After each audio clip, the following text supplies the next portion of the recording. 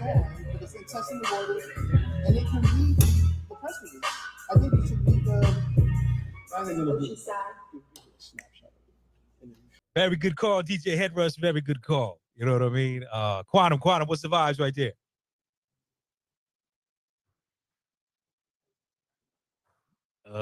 Is your mic on, Quantum? Can y'all hear me? There we go. Now we can. Okay, Headrush thinking he doing. Yeah. That was this chick named Demae. She's from overseas. The name of that track is called Steppers, and she put out a little 3-pack, man. That shit is nice, man. What you want to do? You want to move that table?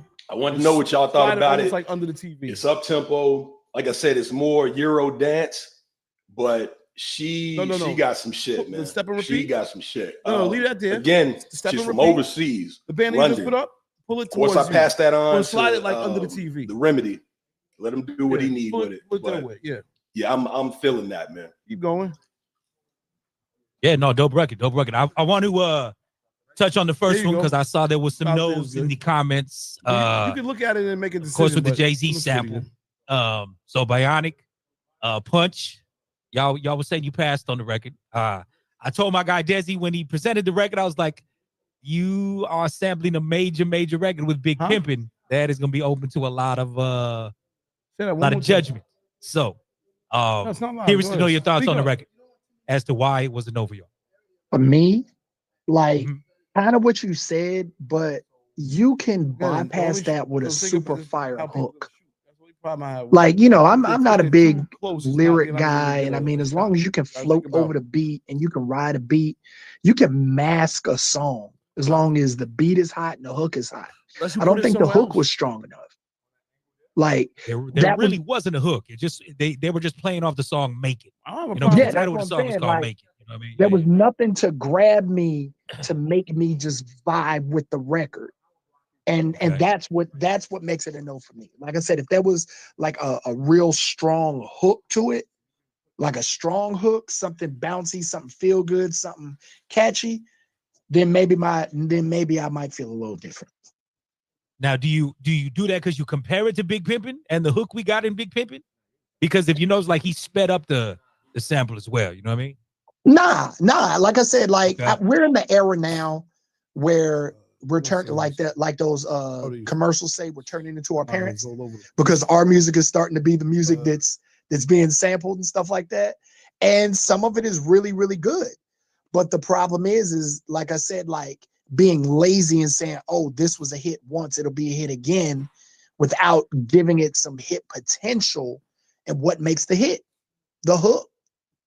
You know, like it's different elements to it. So, you know, like I said, it that's what it is for me. I don't think it's so much the comparison aspect, because I was waiting for some fire to be dropped. I was like, oh, he using this, it's about to be crazy. And it wasn't. So that's just me.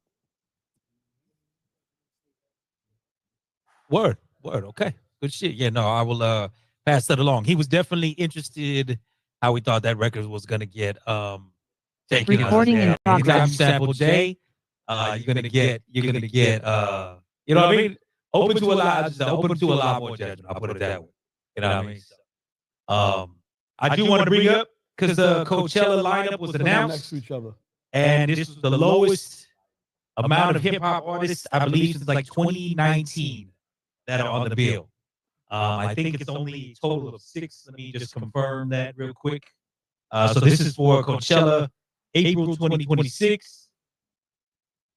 And I'm not even quite sure as to all who was representing hip hop, you know what I mean, because we're in that weird scale as well. But 2022, we had the most. It was 19. And 2026, it will be only 6 artists that are represent hip hop, if you will. Crazy. So I think Young Thug's on the bill. I'm not quite sure who else, but crazy. Does it say anything about where the state of hip hop is in the mass majorities? You know what I mean? Because Coachella is a pretty wide array. That's a wide array of music when it comes to the artists that are there. You know what I'm saying? So do we think this reflects on anything at this point, like as to maybe where hip hop's projected in 2026? Because that festival's not till April. So I'd be curious to know your thoughts. You know what I'm saying? Like I said, the lowest number. Say it again. The bullshit is hitting the ceiling. Yes. I think what Also Cool just said in the chat, we have to remember these festivals, they were not hip hop centric.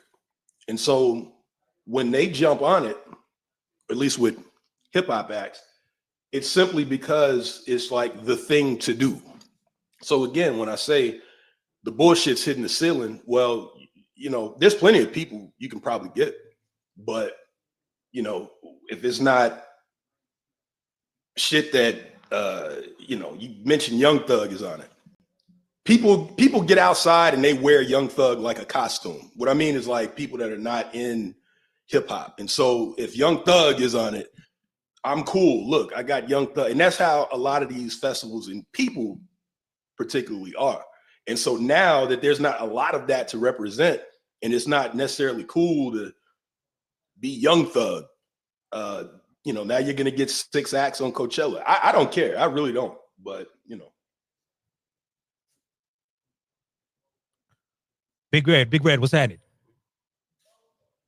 Oh, okay, got it. It's pretty good. It looks good. Now, we used to have this thing coming across the bottom. I mean, I get it. We'll just use this for now. Yeah. But I gotta ask him. I don't know. Is he saying something? Why do I feel like I'm not? Can't hear nothing. Yeah, I was just tripping about it. Big Red. I thought my phone, my mic. I thought the speakers were busted. I was like, oh shit. Big Red. I think your AI dude ain't working. G, go back to the drawing board with your Sono. You know what I mean? Beef with Sono. Because we can see it. We can see that he moving. But there's nothing coming out your mic, Big Red. So Raymond, real quick, just going back to what you were saying. So you were saying, can you just repeat what you were saying about Young Thug and Coachella one more time? I was just trying to. I got to look back to see who actually is on the bill. But this year's only 6 artists representing hip hop on the Coachella lineup. Young Thug is one of them. And I think too, when we actually look back, because the highest number was in 2022, and that was 19. And again, this is where are we gonna respectively call it hip hop? Because I bet you if we go back and look at 2022, that was the Megan Thee Stallion run. So it's a lot of that quote unquote hip hop, if you will, at that time. But to quote Quantum, the bullshit has hit the ceiling. You know what I mean? Yeah.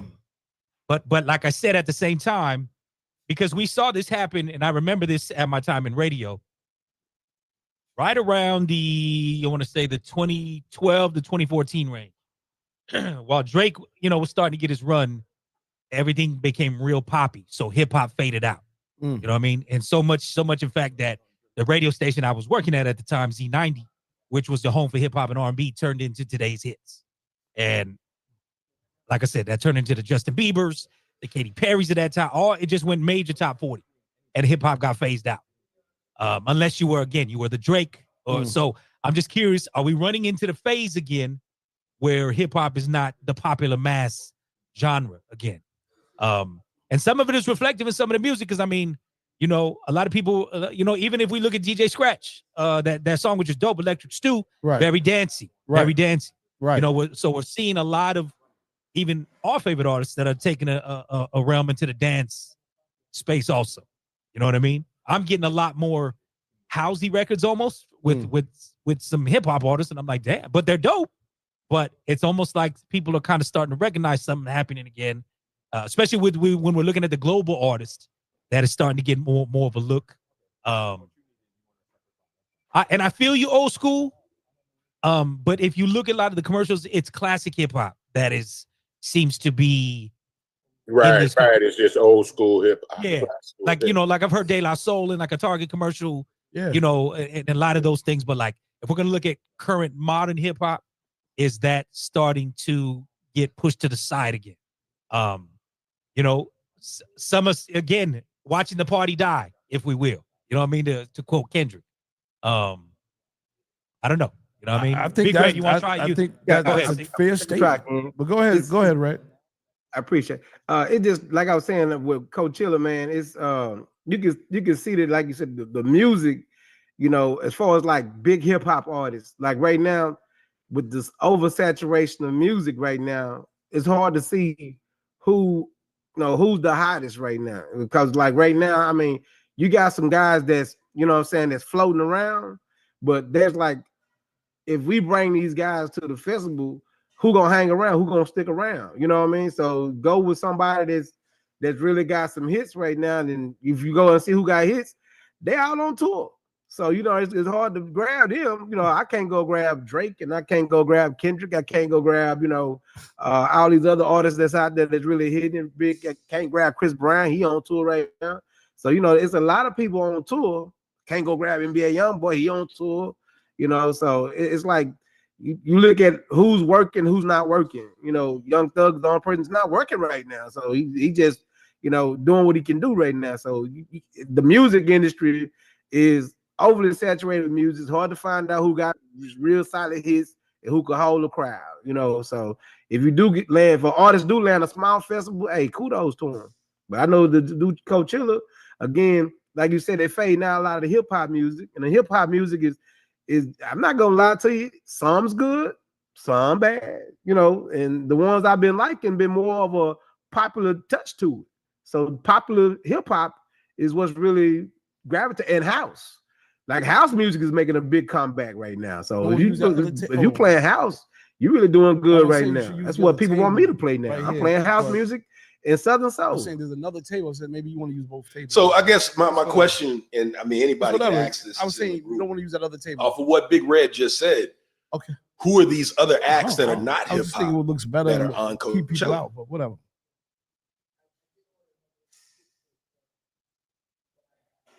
Well, I just want to say, I think that yes, Coachella's hit a ceiling. I mean, it wasn't like last year; it had a ton of hip hop acts neither. I mean, it's just things are changing.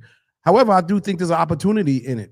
Every time I see, you know, a festival, you know, Coachella, where was it at 20 years ago? Or where was South by Southwest 25 years ago? These things started out as seeds and they grew. And I think it's the opportunity for us to start to put our own cultural festivals together the way we want to. And again, stop trying to compete with a Coachella or South by or Lollapalooza. Start out small in your city, in your town, and try to grow things. And I'm a serial entrepreneur, so I always look at it like if something's dying here, then it has to be something. The opportunity is opening up for something somewhere else, and you just got to find that opportunity. Because hip hop, while it's changing, is going back to more good universal music. I feel like, you know, I've loved what's happening this year. You know, and it has nothing to do with radio, has nothing to do with that. It's just like people are just becoming more conscious of the fact that what they like. I think last week we were talking about how the pussy rap is dying.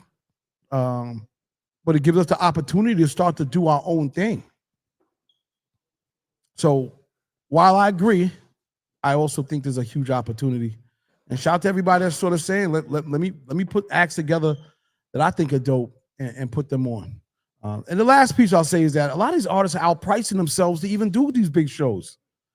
It's ridiculous the amount of money it costs to book some of this talent that you would never get your money back on is probably another reason, because it's just not mathematically making sense. So go with what's quality, what you can afford, and start to build something new. All right, I'm done. Yeah, no, agreed. So just looking back, 2022, which again had 19 artists, Lil Baby, Baby Keem, Megan Thee Stallion, Kanye or Ye. I don't know if we Doja Cat, Jid, Vince Staples, which is not too bad. Freddie Gibbs, Madlib. So I mean, there's not too bad of just corny acts in there. There's diversity. You know what I mean? Yeah. You know what I mean? But and again, Coachella, again, I think if you make a Coachella lineup, New York needs a fucking Coachella. It's a wide, man. like I said, they got anything from house shit out there, but I'm always curious, like I said, as to how they, because even if we look at Rolling Loud, right? Hella artists, your young so-and-so, your little so-and-so, you know what I mean? So, but even like I said, those festivals I don't think are catered to the culture. You know what I mean? Even as much as Rolling Loud is dictated as a hip hop festival, I don't think it's necessarily pinpointed to your hardcore hip hop artist. Hey, well, Ray. see, that's why I was asking after what Big Red was saying when he was saying in terms of the hip hop acts that are not there. And understand, I don't know if Coachella is reaching its ceiling. I'm saying the hip hop that they use is reaching its ceiling. But I'm just trying to say, like, what's the determining factor on the other music that's there? Do they bring out a whole bunch of people? You know, is it that's why I was trying to say if anybody knows in terms of the other acts, who are the other acts on Coachella that are huge, that are not hip hop? Because it would seem to me, I think someone just kind of said it. You might have just been you, Big Ray. I mean, Raymond had just said, or either CL. These other acts, maybe they're not pricing themselves out and they're still drawing a crowd, or they're not pricing themselves out and it's not even about the crowd, it's the experience, and they're just on the bill. It's kind of how South by Southwest used to be way back. So that's why I was wondering if anyone knew of any other acts on this Coachella, at least it's coming up, that's not hip hop. What does their audience look like in terms of numbers, or if you've ever heard of them? You know what I'm saying? Yeah. So Sabrina Carpenter, Justin Bieber, and Karol G. Those are the big names that are as headliners. So I know Karol G, she's huge right now. Repping for Colombiana, you know what I'm saying? Putting it down. She is definitely, that one makes sense. Sabrina Carpenter kind of seems like she makes sense if we look at what she's kind of pulling off right now. Justin Bieber, he's always kind of still a name, but I feel like some of that placement is because, I mean, he's Justin Bieber. You know what I mean? He just dropped an album, and a deluxe album. I think we played a song or two off the project. So where did you send the but contract? aside from that, 9 Inch Nails. All right. Old school. Yeah. Okay. You know what I'm saying? So this is an interesting lineup this year. Like, but again, Coachella's like you know, that's one of them cultural phenomena. That's one of those festivals that, you know, again, one of the things to say you went to, if you will. You know what I mean? I don't know if they're necessarily like big musical, like, I don't want to say factor. I don't know. You know what I'm saying? But let's play a joint and we'll come back to you, Red. Okay. October London with some new vibes. Touch on Me. You know what I'm saying? Little grown folk business, no doubt. Hilda. You know what I'm saying? Very Marvin Gaye. Yeah. No, without a doubt. The reincarnation. You know what I'm saying? So very Marvin Gaye. Closest to it, if you will. Wait a minute. So. Ray, I actually thought that was a Marvin Gaye remix. I swear to God, I was like, this is a Marvin Gaye remix. This is crazy. It sounded so Marvin Gaye that I was like, oh shit, somebody did a 2025. But shout out to him, man. Shout out to people doing them. You know, nothing wrong with that. Yeah, if you look at his catalog, shit, you could almost say every one of his records is a Marvin Gaye remix. You know what I'm saying? He's got that sound. So yeah. What's cracking, Red? You got your AI guy working?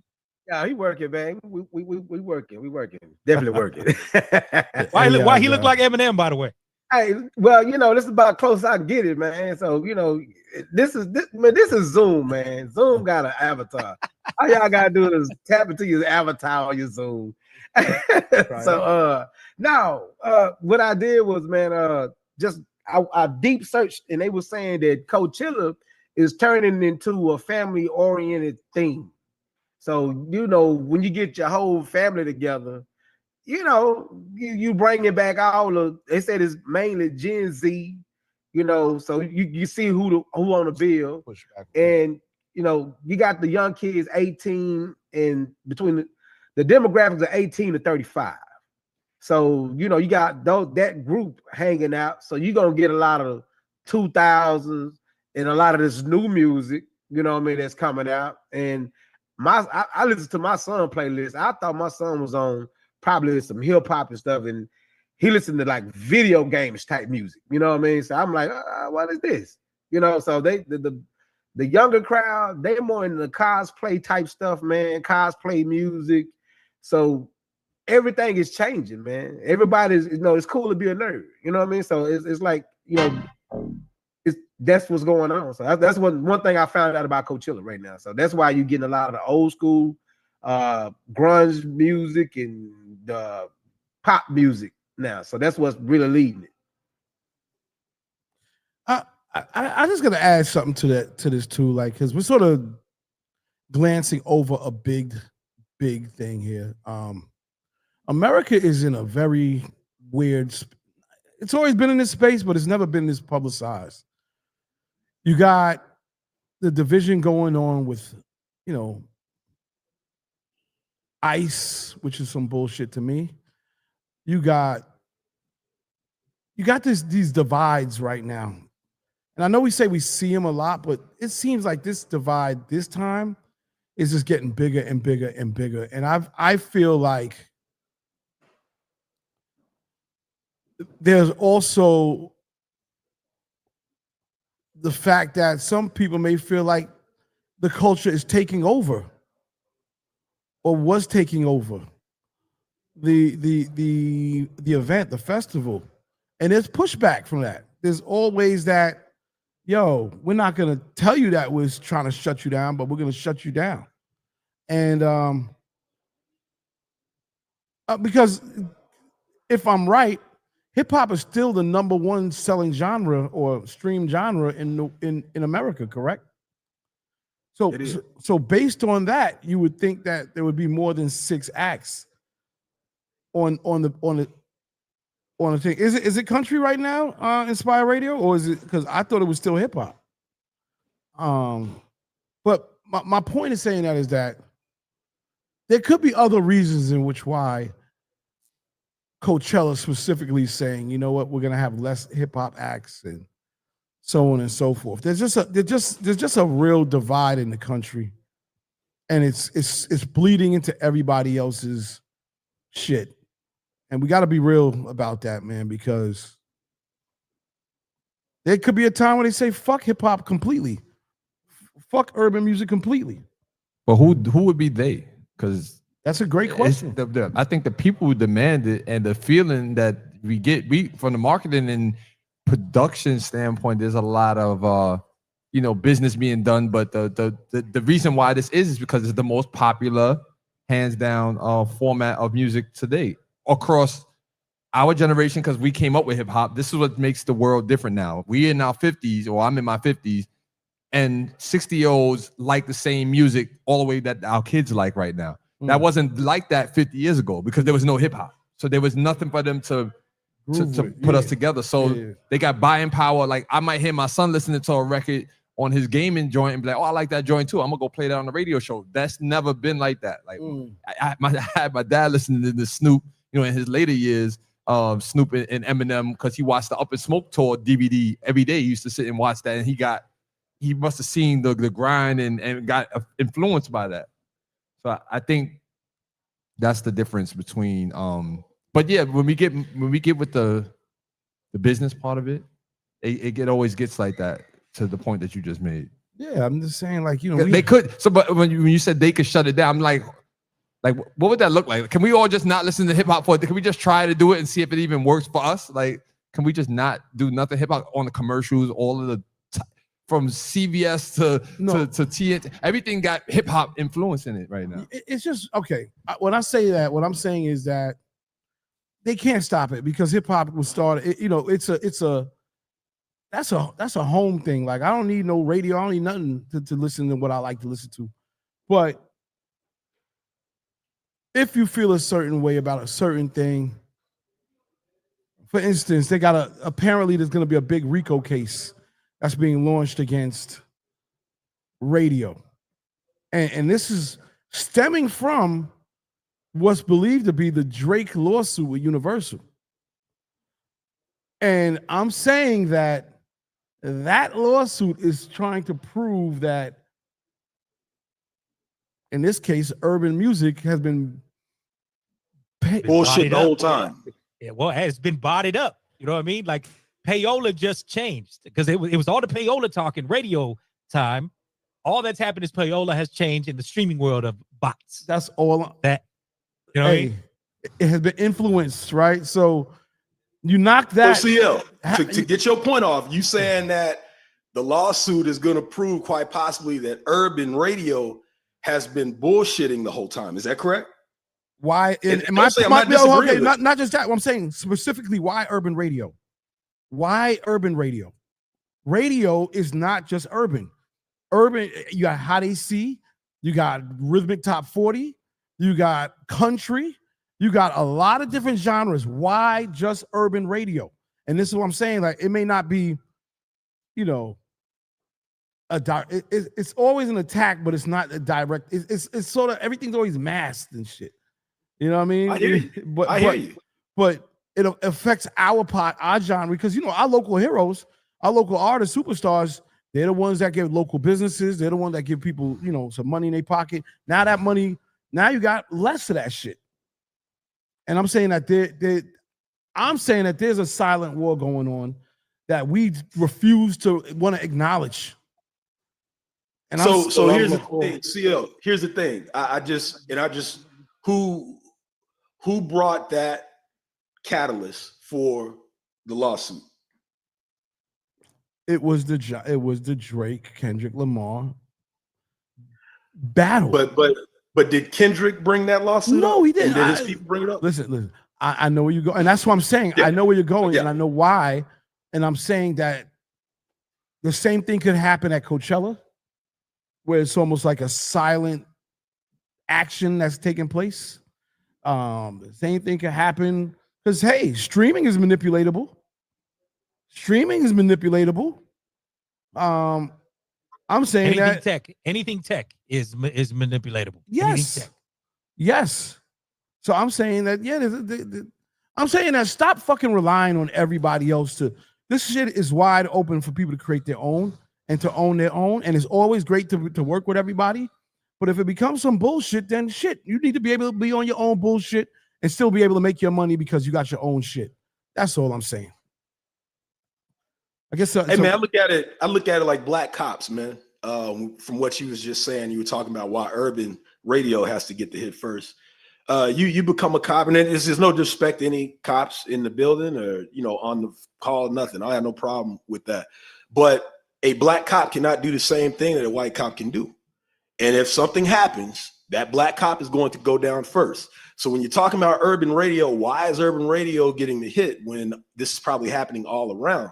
Well, for one, it's the most attention grabbing is urban radio. That's one thing. But second, when Negroes think that they playing in the same field, they're going to realize they're not playing in the same field.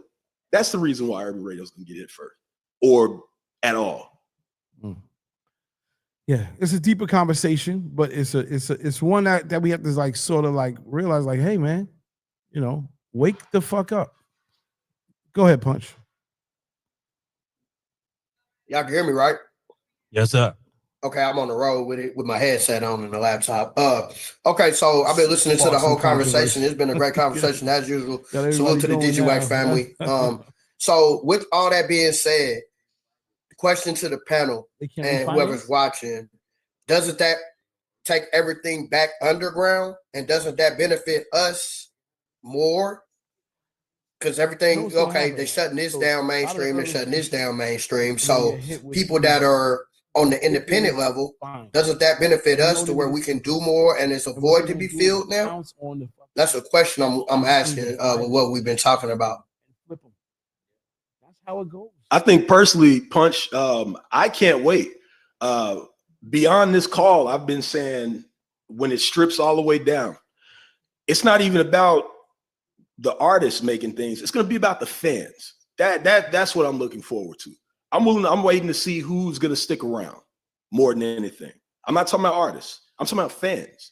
You're going to see who the real fans at that point. That's the reason why I can't wait for it to happen. It's Coachella shit, all of that. I don't give a damn. Shut it all down. I'm kind of the same thing. If Young Thug is your number one person that you got to put on. Let's see who's it really about. And see what happens is when you see what real fans are sticking around, then that's when you will see what real artists are there. The symbiotic relationship between fans and artists is something that I think gets neglected and people don't understand. We talk about all the time on this call, even how much music is saturated and how much it's down and all this. Well, it's because it's too easy to make, because people don't have a reason to put any sort of effort in it. Because if all fans are doing is getting on their phone and pressing a button, well, whatever. When it comes down to when you need to actually buy something or when something is exclusive, well, now as an artist, I'm gonna be like, wait a minute, I need fans. That means I need to go a little bit harder to get them. And once you do that, you'll see a change in things. You'll see people that should be elevated more out in front. You'll see fans that actually appreciate it come out for those people that are elevated. At this point, and I'm saying at this point, we've been saying that too much. It's been going on for years. It has been way too lax. Everything is way too easy for everyone, fans and artists alike.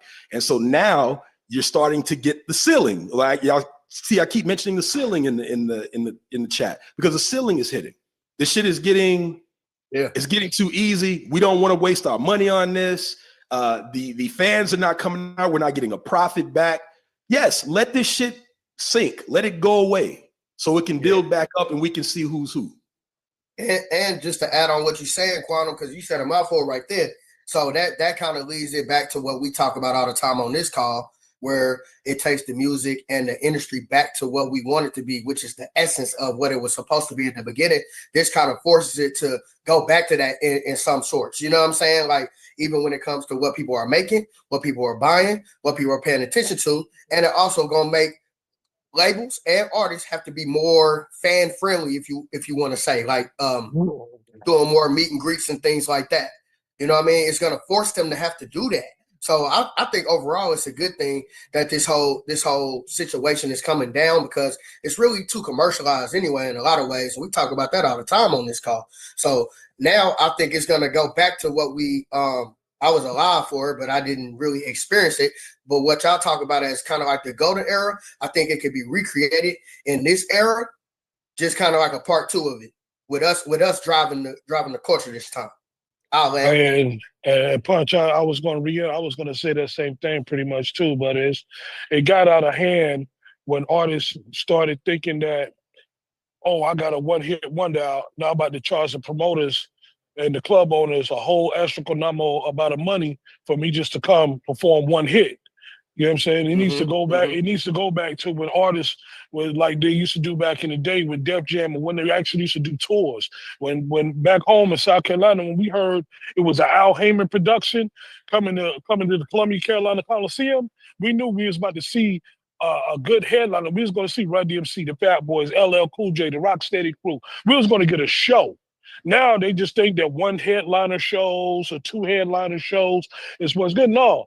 And then we all, as hip hop lovers and fans, we're still lovers of our artists that took their time out either before the show or after the show to sign them autographs and take them pictures and everything else like that. So if the origin of hip hop goes back to the way it used to be when cats was going to do market visits and getting with the DJs and doing all that. And, you know, so yeah, it's cool to be on the conference calls and all that and everything. But when those artists come and meet with you and you get them drops and you get them pictures and everything, it makes the DJs, and I've always said this, it makes the DJs really wants to play these artists' records. It gives the DJs to give the artists the feedback to these artists and say, hey man, it's all right. It's nothing that I would play on my club night, but it can go for a mixtape, it can go for this. But when artists get back to that, that's when, the essence of music is gonna go back to the way it was or what it should be. You see, ain't no more award shows. So what do you think they're gonna do when it comes to the Coachellas and everything else like that? They're trying to phase it out. When the only time they want to get us black artists or anything is when it's time to make us look stupid. Hint, Kamala Harris. We didn't need Megan Thee Stallion and Gold Regular at the Democratic election sit up there like they're making us look stupid.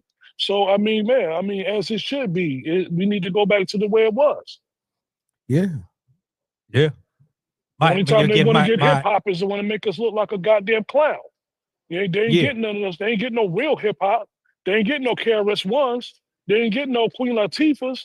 They get the ones that's sitting up here telling our kids to sell pussy and kill each other and everything else.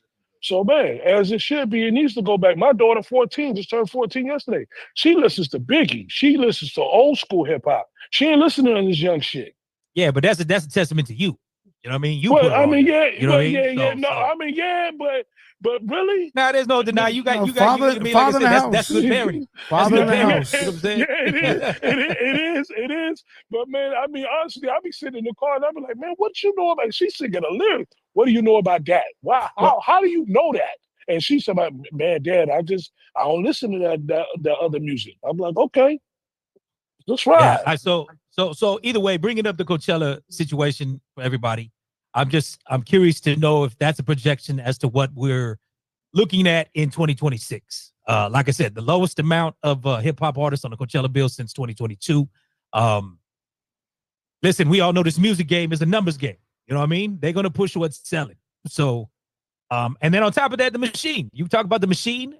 They can easily put hip hop under the rug as well and start pushing other shit. Of course. You know what I'm saying? So it's like I said, we're tapping into fourth quarter of 2025.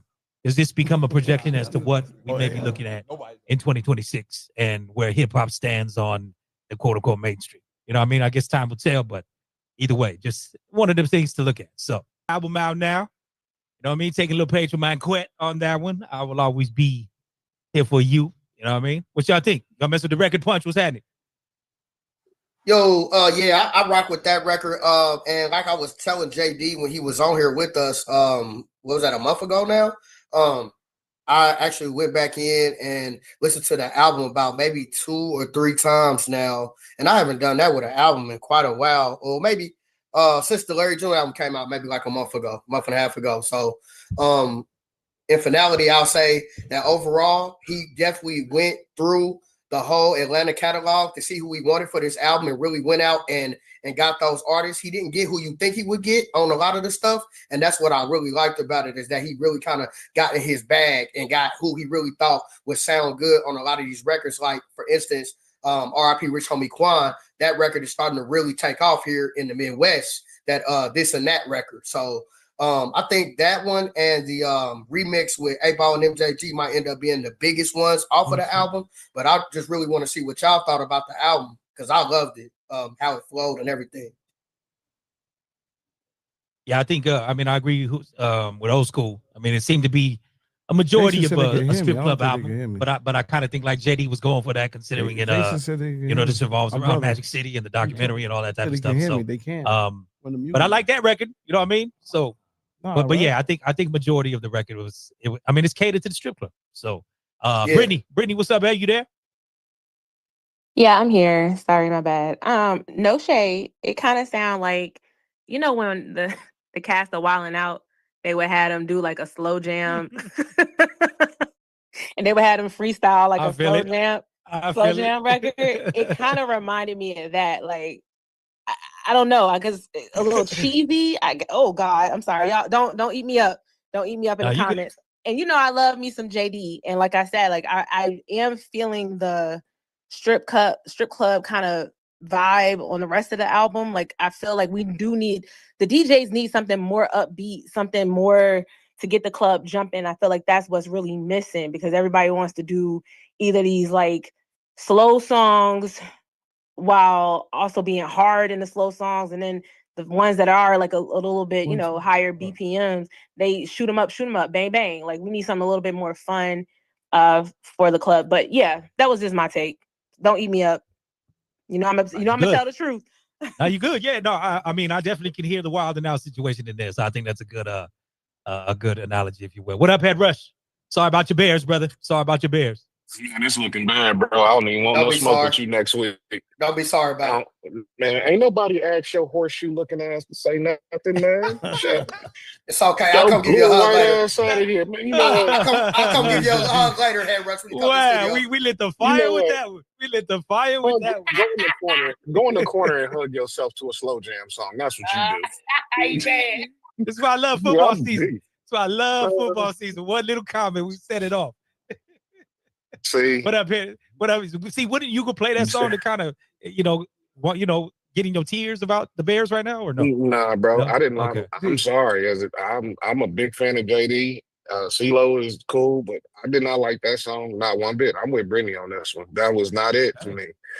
And the bedroom boom flip from Yin Yang Twins and Avant, they should have left that song alone. I'm sorry, JD produced it.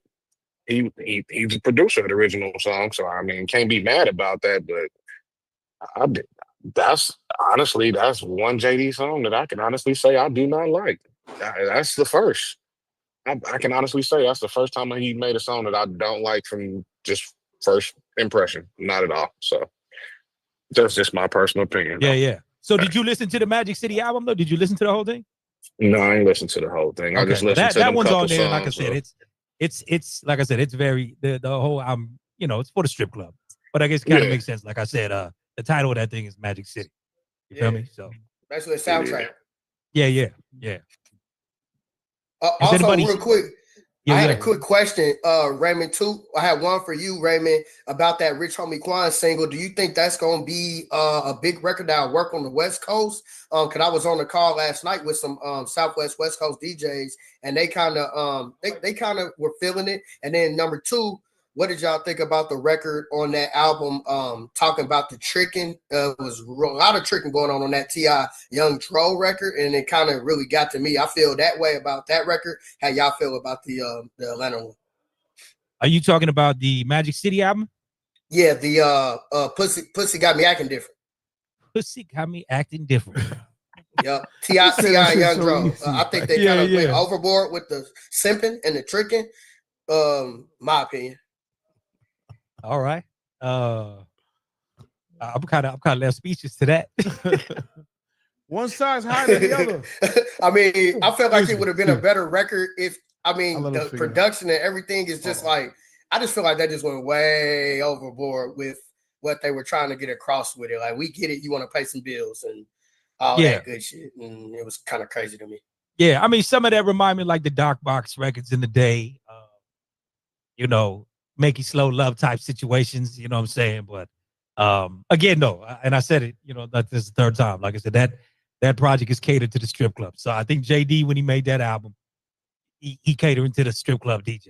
You know what I mean? So as far as the Rich Homie Quan record goes, I mean, it's cool.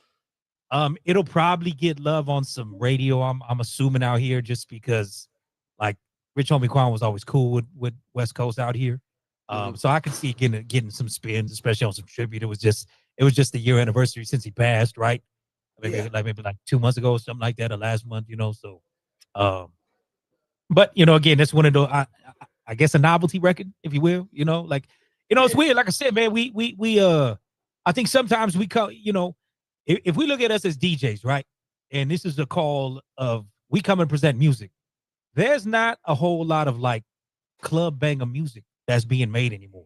You know what I mean? Like, we come on, we're like, hey, those are dope records.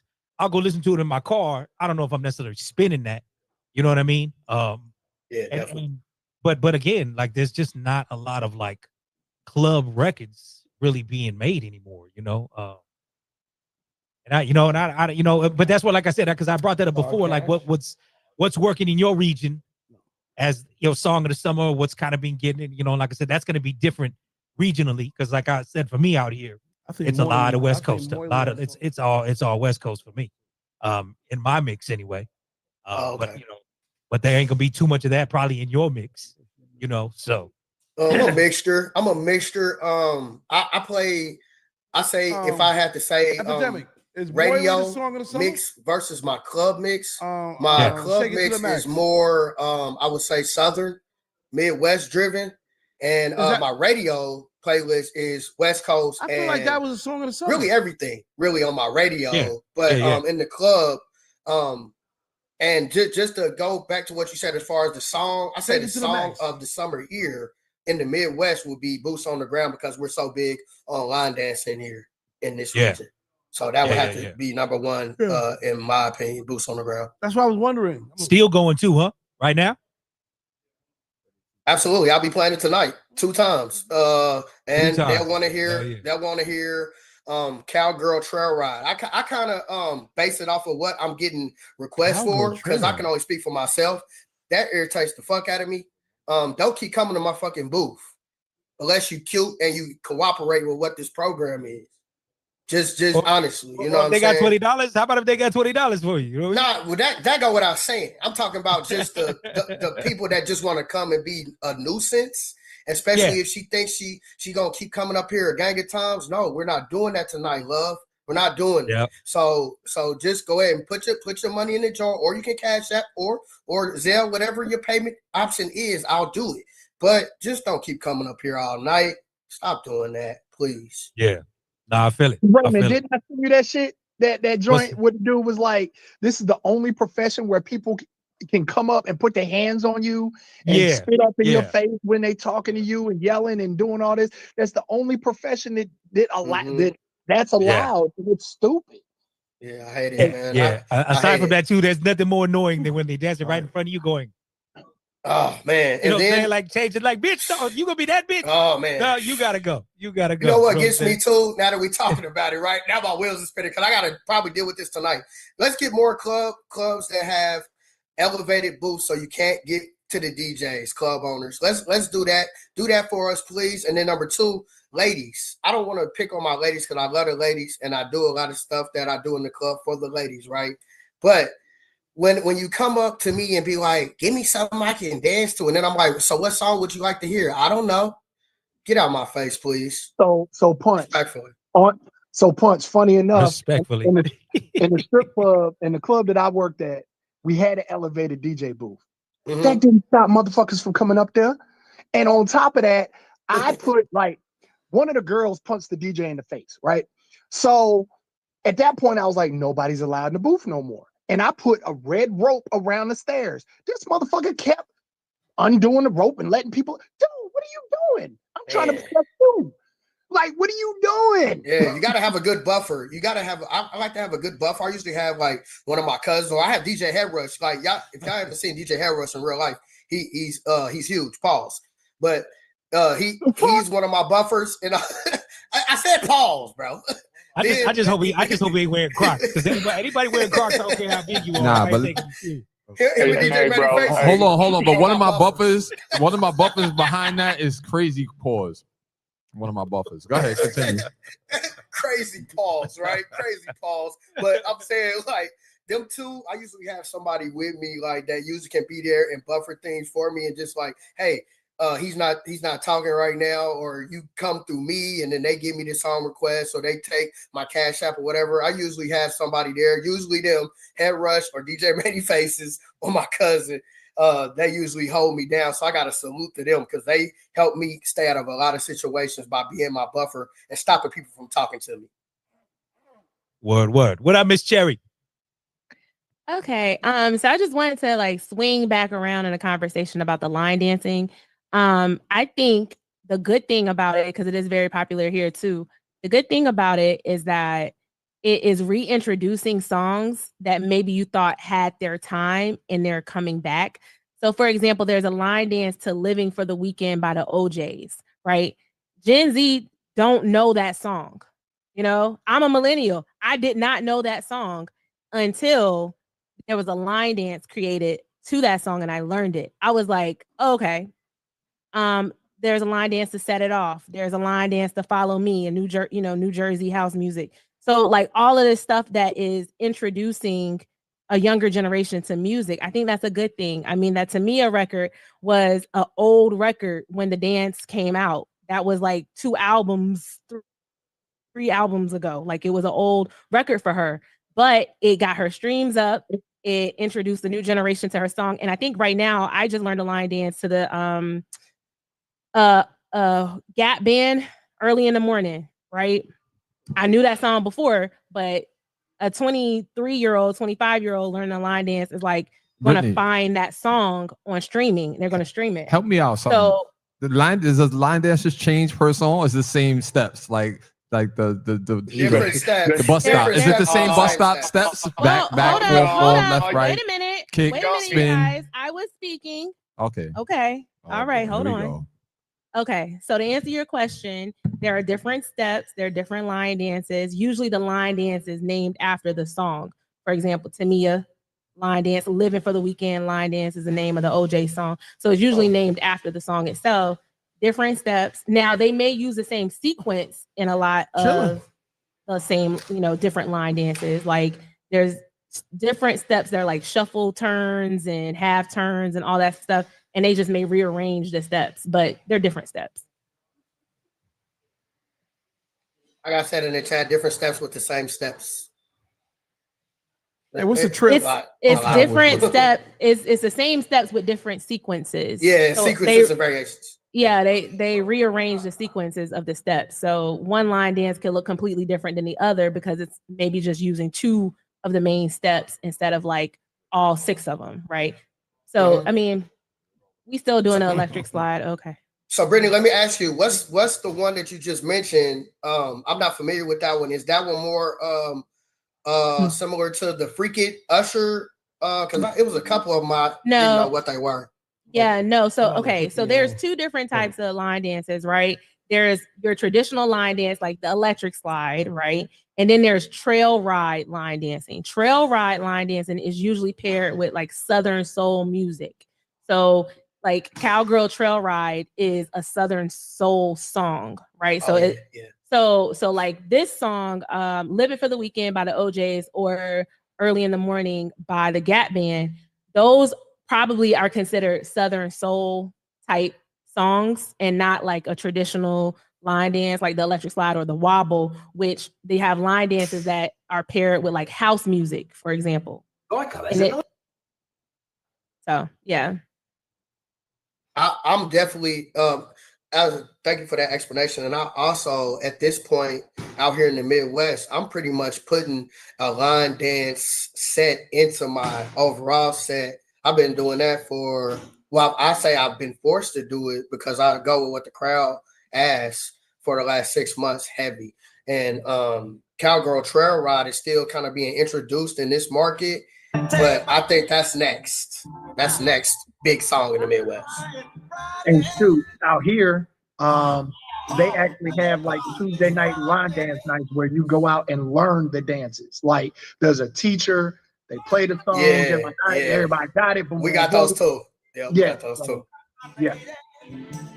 That's Living for the Weekend, OJ's. You're muted, Raymond. Head rush. My bad, brother. I know you had your hand up there for a minute. No, you good, bro. I done forgot what the hell I had my hand up for. Oh yeah, no song request. That's what it was. Y'all need to download those song requests. Yeah. There on your little top, and that'll probably help you out a little bit, just a little bit. Other than that, when liquor get in people's systems, they gonna come to the DJ booth. So there ain't nothing you can really do about that. They gonna be there regardless. That's why you're there, Head Rush. Come on now. Tell them away. That's why my request come with a tip. I like the idea of an app that you can send a request to the DJ and pay him a tip. Yeah, no, it's really, you can scan it, B. Yeah, I like scan that. the QR code, and then when you scan the QR code, you can type in there what song you want to hear. If you know the artist, you can put that in there, which they probably don't always know. They don't. They never know. And then if you choose to, it's optional. It's not mandatory, but it would be nice. But you can leave a tip on there. It don't have to be like no certain value. It could be $1. But the fact that you're thinking about the DJ while you requested something that you don't know, it's like you should show some type of appreciation to him or her that's spinning them records. Because a lot of the times that shit ain't easy. And then sometimes we go out our way to do it just because we want to continue to set a good example and, bring back returning customers. So it's like, I recommend doing a no song request app. I highly recommend it, but choose to do what you want. For the record, I want to say that I love my people that come out and support the DJs. For the record, in case they go back and see this, Punch don't like people to listen. I just don't like people that don't know what song that they want requested. That's the main thing that really grinds my gears. Yeah, if you're gonna ask for something, at least know the song or know the chorus of it or something. Don't come up and try to hum a song to me like the beat goes like this. Da, da, da. I can barely hear you talking. Oh, I definitely can't hear you humming. Like, just, go look the song up or something. Hate that shit. Nah, at our spot, we definitely had an app that was that, like he said, you scan the QR code and you send a request and then a tip, and then he even had a note in there that was like, if you want your name shouted out, that's an additional $5. If you want this, that's an additional this. Like, he had a whole price sheet on his thing. But that's what he did to try to, you know, mediate and moderate that stuff. So, and another rule that I have, if you request a song from me and I play your request and you're not in the room, you out of luck for the rest of the event. I'm not accepting no more requests from you at all. You better dance to this shit now that you done requested it. You better freaking dance.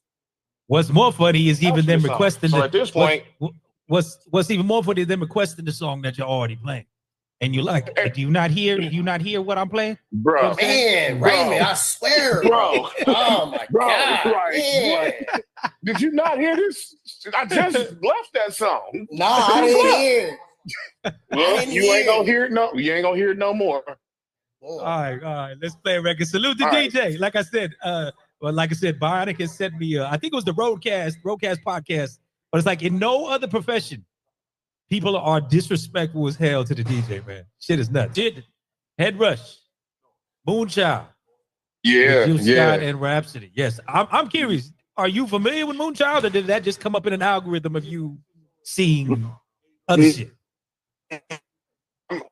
No, I'm actually familiar with Moonchild. So they had some songs back in like 2017, 2018 that I used to listen to when I was working for Guitar Center, and I used to play drum those songs. So I was already tapped in. That was like my practice songs, you know what I'm saying? And I was already tapped into the music. They did a bunch of other stuff between then. They got remixes of a song with Big Tall, a tall black guy. They just a dope band, bro. Overall, yeah, hella musical. They all play saxophones, oboes, pianos, drums. Like, they well-rounded musicians. So yeah, I've definitely been tapped in with them for a couple years now.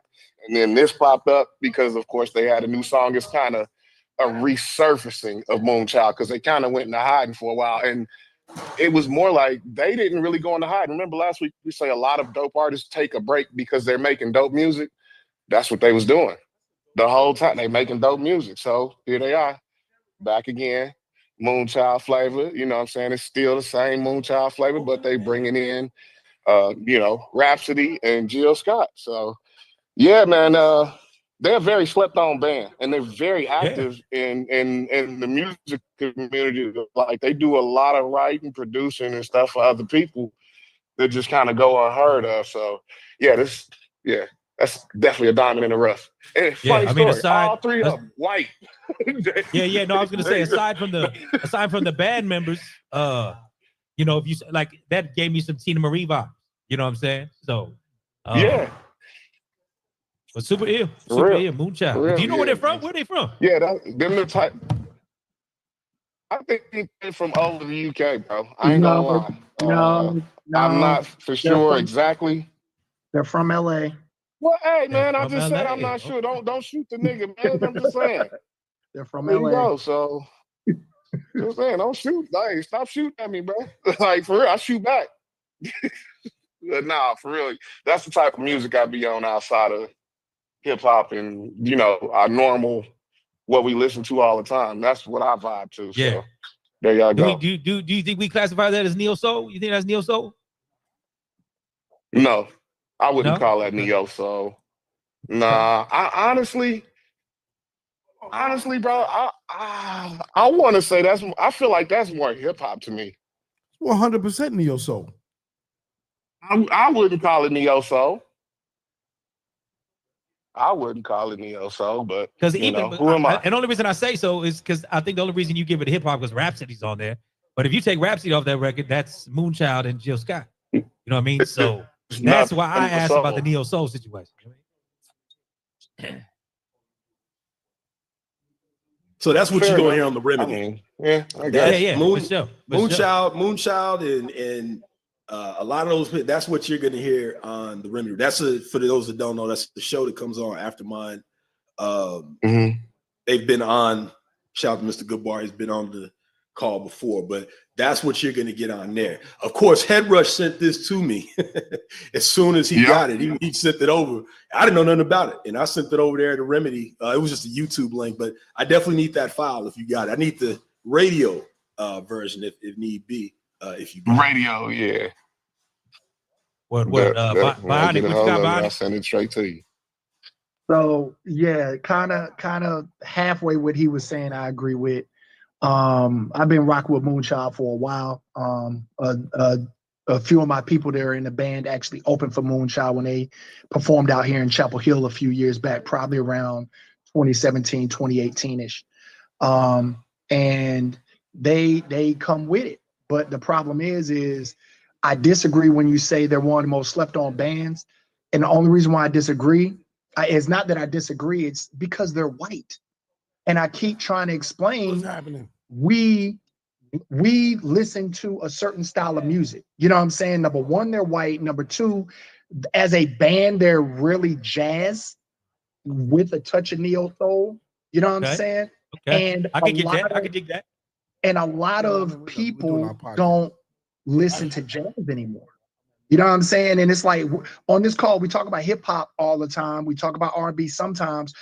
We talk about soul when it comes up. You know what I'm saying? You got like you played October London earlier. You know what I'm saying? But like when it comes down to these bands and stuff like that, like we don't talk about Taking the Bangers on here.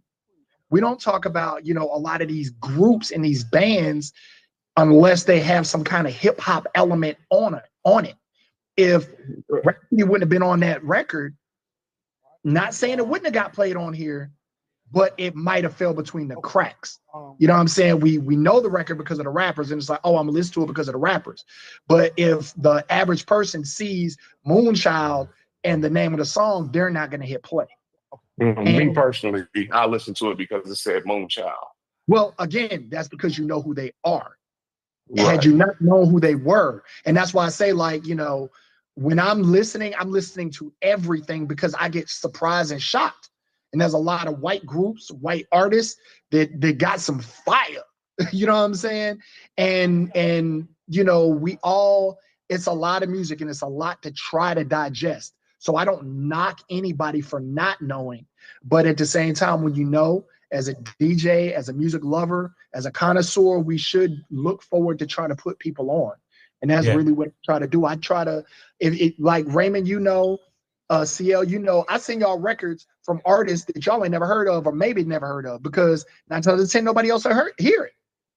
So yeah, I like a record like that for Moonchild because that'll be my end of the nighter, just to smooth it out on a vibe. You know what I mean? Like, you know what I mean? Finish your drink type shit and everybody catch a vibe as they get on out. You know what I mean? So yeah.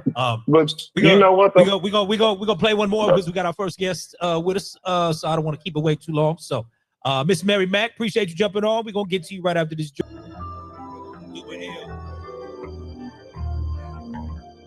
Been saying now for a minute, vibe should be its own genre because we always all the time like that's a vibe, that's a vibe, that's a vibe. Vibe should be its own genre. You know what I'm saying? That's just my take. But Quantum, who we got in the fool? Was that? I see some people commenting. That was Thundercat. That's very, very brand new.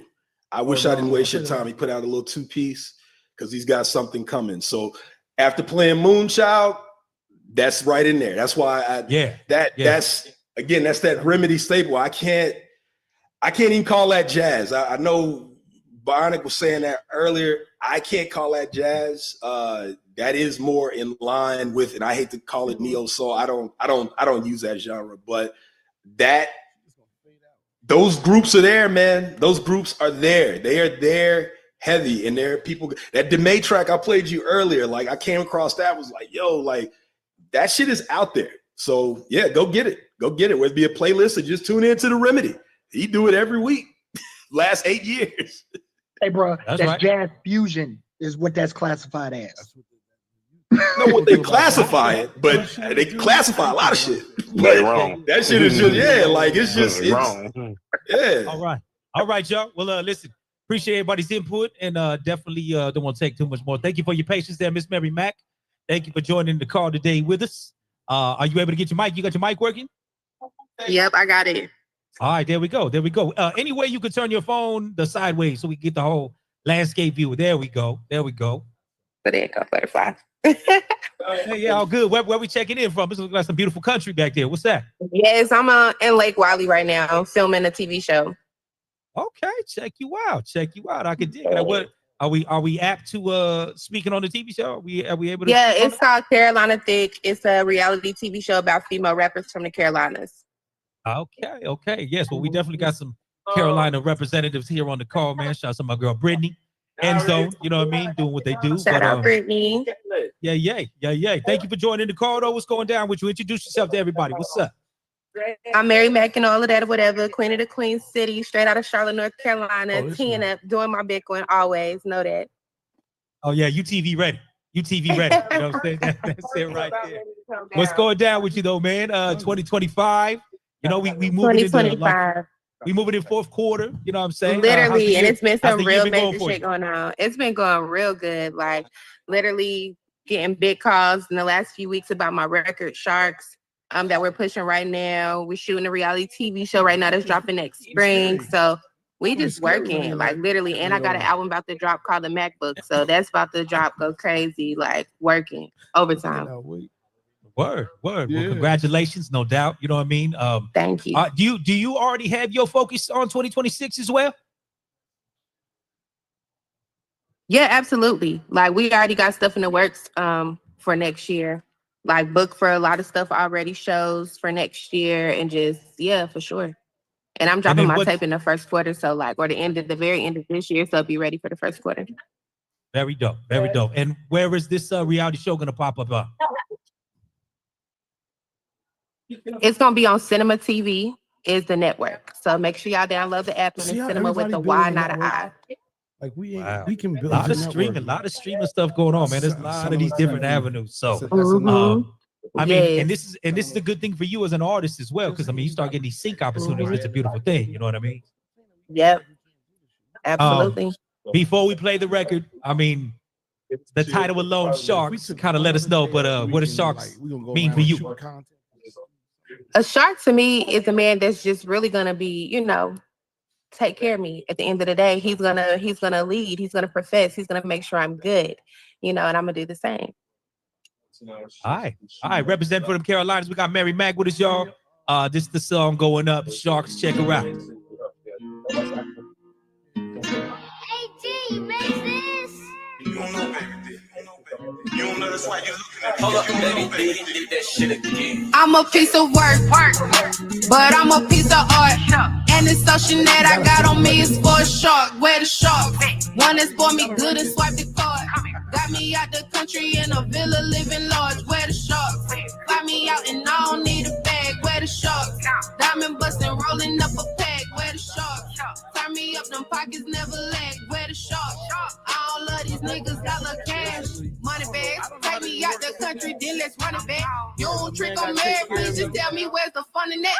Always love the money, cause the money always love me back. Big cake, and I love the bank, cause that's my safe place. Bankroll, greet these crooked hoes with a straight face. Same hoes tried to stake me when I helped be in the same place. Looking for sharks, diamonds that shine in the dark. Nigga be dripping like water, gripping his ass. No one as big as the sun. He tryna have him a daughter. Pop them tags for me. Spin your whole damn bag for me. Just do what I say, I might do what is asked of me. That nigga brag on me, ready to hit and crash for me. I'm his piece of work, I'm that nigga masterpiece of work.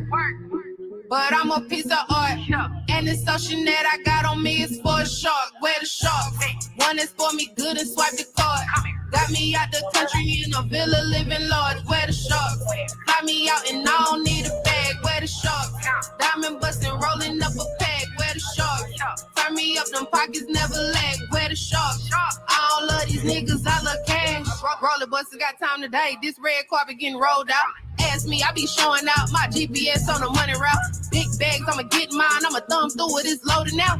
I just might take a swim in it. Big business, I be looking out.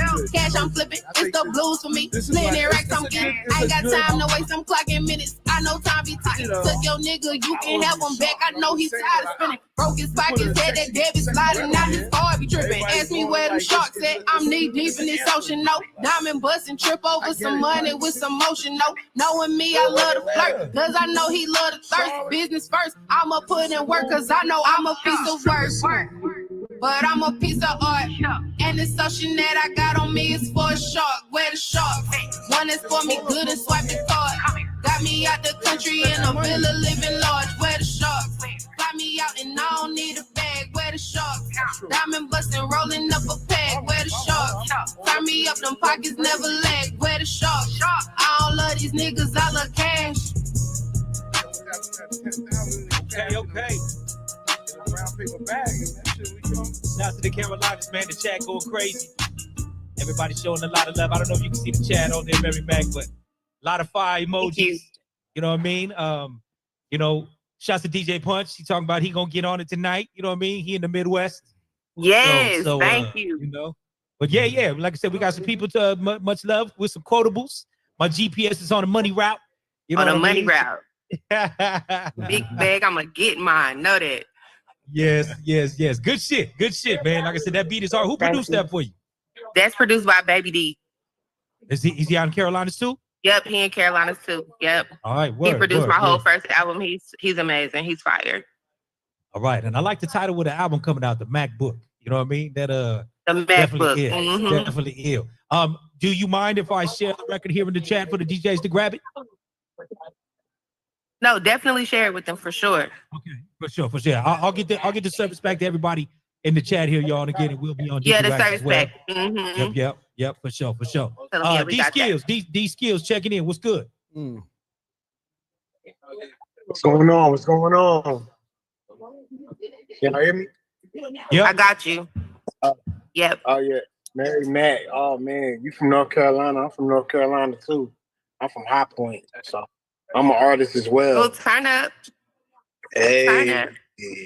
Yeah, I'm an artist as well. I rap. Got music out. I'm gonna send you a link to my music to my Spotify, and I also got a radio show called Boombox on the Spy Radio. So I'm a definitely. Oh yeah, definitely send me all that. I'm trying to tap in for sure. But my question is, thank you. What's your inspiration? What's your go-to to get inspired? Right. My life. Like just my everyday experiences, the stuff I've been through, like what I'm still going through, like that's what motivates me. I hear you on that one. Mm-hmm. Yeah. D skills, we're gonna come back. Punch, I think your internet is messing up a little bit. Punch, what's happening, Punch? Yeah. Oh, was he still talking? Okay, I heard still some noise in the background. What's up, man? It's DJ Punch. What's up, family. DJ Punch? What's happening? How you what? You know what I'm saying? Naptown in the building, Indianapolis, Indiana. The DJ Punch show, also the Digiwaxx family, and I do Mix Hog Mondays every single Monday night, 9 p.m. Eastern Standard Time. So definitely look forward to having you on the show. I like that record right there. And like Raymond was saying too as well, having a catchy title is always a good thing when you're talking about any marketing, promotion, or advertising. So the MacBook is gonna be a great way to sell the album already. So and quick question, what type of features and what type of album are we expecting from this? If you could kind of explain it in a few words, you'll have to really go too crazy with it. But what type of sound can we be expecting from this album coming up? So on this actual album, I'm looking to show like a little bit more of my versatility. Like at the end of the day, I'm a rapper, but I'm an artist first. So it's just gonna be a little bit of everything. So definitely some radio bangers on there for sure. Always. We're gonna have some lyrical records on there this time as well. And as far as features go, I ain't gonna drop no names yet, but just know we got some big ones. Period. Absolutely. Okay, definitely. Thank you for jumping on here with us on New Busy Wednesdays. And look forward to reaching out to you. DJ Punch 317. I'm gonna be reaching out for radio drops and different things like that. Continue to push the record. I got you, DJ Punch. Thank you. All right. That being said, Mary, what's the best way for people to get at you for drops or other interview requests, all that? Just hit me. Y'all could just hit me on any social media platform or reach out to Incog or my other management, and we can send you whatever you need. What's the IG? We'll throw it in the chat. My IG is It's Something About Mary, just spelled out regular. It's Something About Mary. It's Something About Mary. All right, yes. Shouts to my girl Brittany, repping for the Carolinas. Your average Sunday brunch ass shaker. I got you, Punch. I'm gonna follow you back. Hey, what's up? Can you hear me? Hey. I used to work with Incog at Beasley Media Group. So I was on air. I was on air at the sister station there. Anyway, what are you doing to get your record service right now? Are you performing anywhere? I know like we have a whole bunch of homecomings coming up, and I think that's a great opportunity, like North Carolina A&T homecoming, like Central homecoming, all of that. Are you tapping in, like doing ground level, grassroots work? Like with I don't have anything booked right now for the homecomings, Brittany. So if you could plug me. You know, definitely need that. Talk to me. But as far as right now, I have shows booked all for the rest of this year throughout the Carolinas. We going to South Carolina. And we got some more stuff coming up for real in Florida as well. In Miami. Yeah, I talked to some promoters that I know that's doing like some promo for like A&T Central. Like, I mean, are you willing to travel? Absolutely. Okay. All right. I'll let you know what I can find out. Okay. Thank you, Brittany. What's cracking out there in New York? First of all, big love to Mary Mac. Thank you. We played that song like I think 2 weeks ago or whatever happened, and it got that natural like reaction. Like we play a lot of records. See up front, he was over here like, "Yo, she got a joint. This joint is nice." Like we was trying to like vibe it out, and he was like, "Nah, this is a joint." I said, I was in Atlanta last week. 2 weeks ago. I was like, this is definitely playing Atlanta. I seen the girls get on couches for everything down there. I said, she might have a couch record here, but good look. Nah, no doubt. I mean, I feel like it's one of the records a stripper or somebody they're gonna make it their record because it's commanding something. You know what I mean? So I like it. Great song.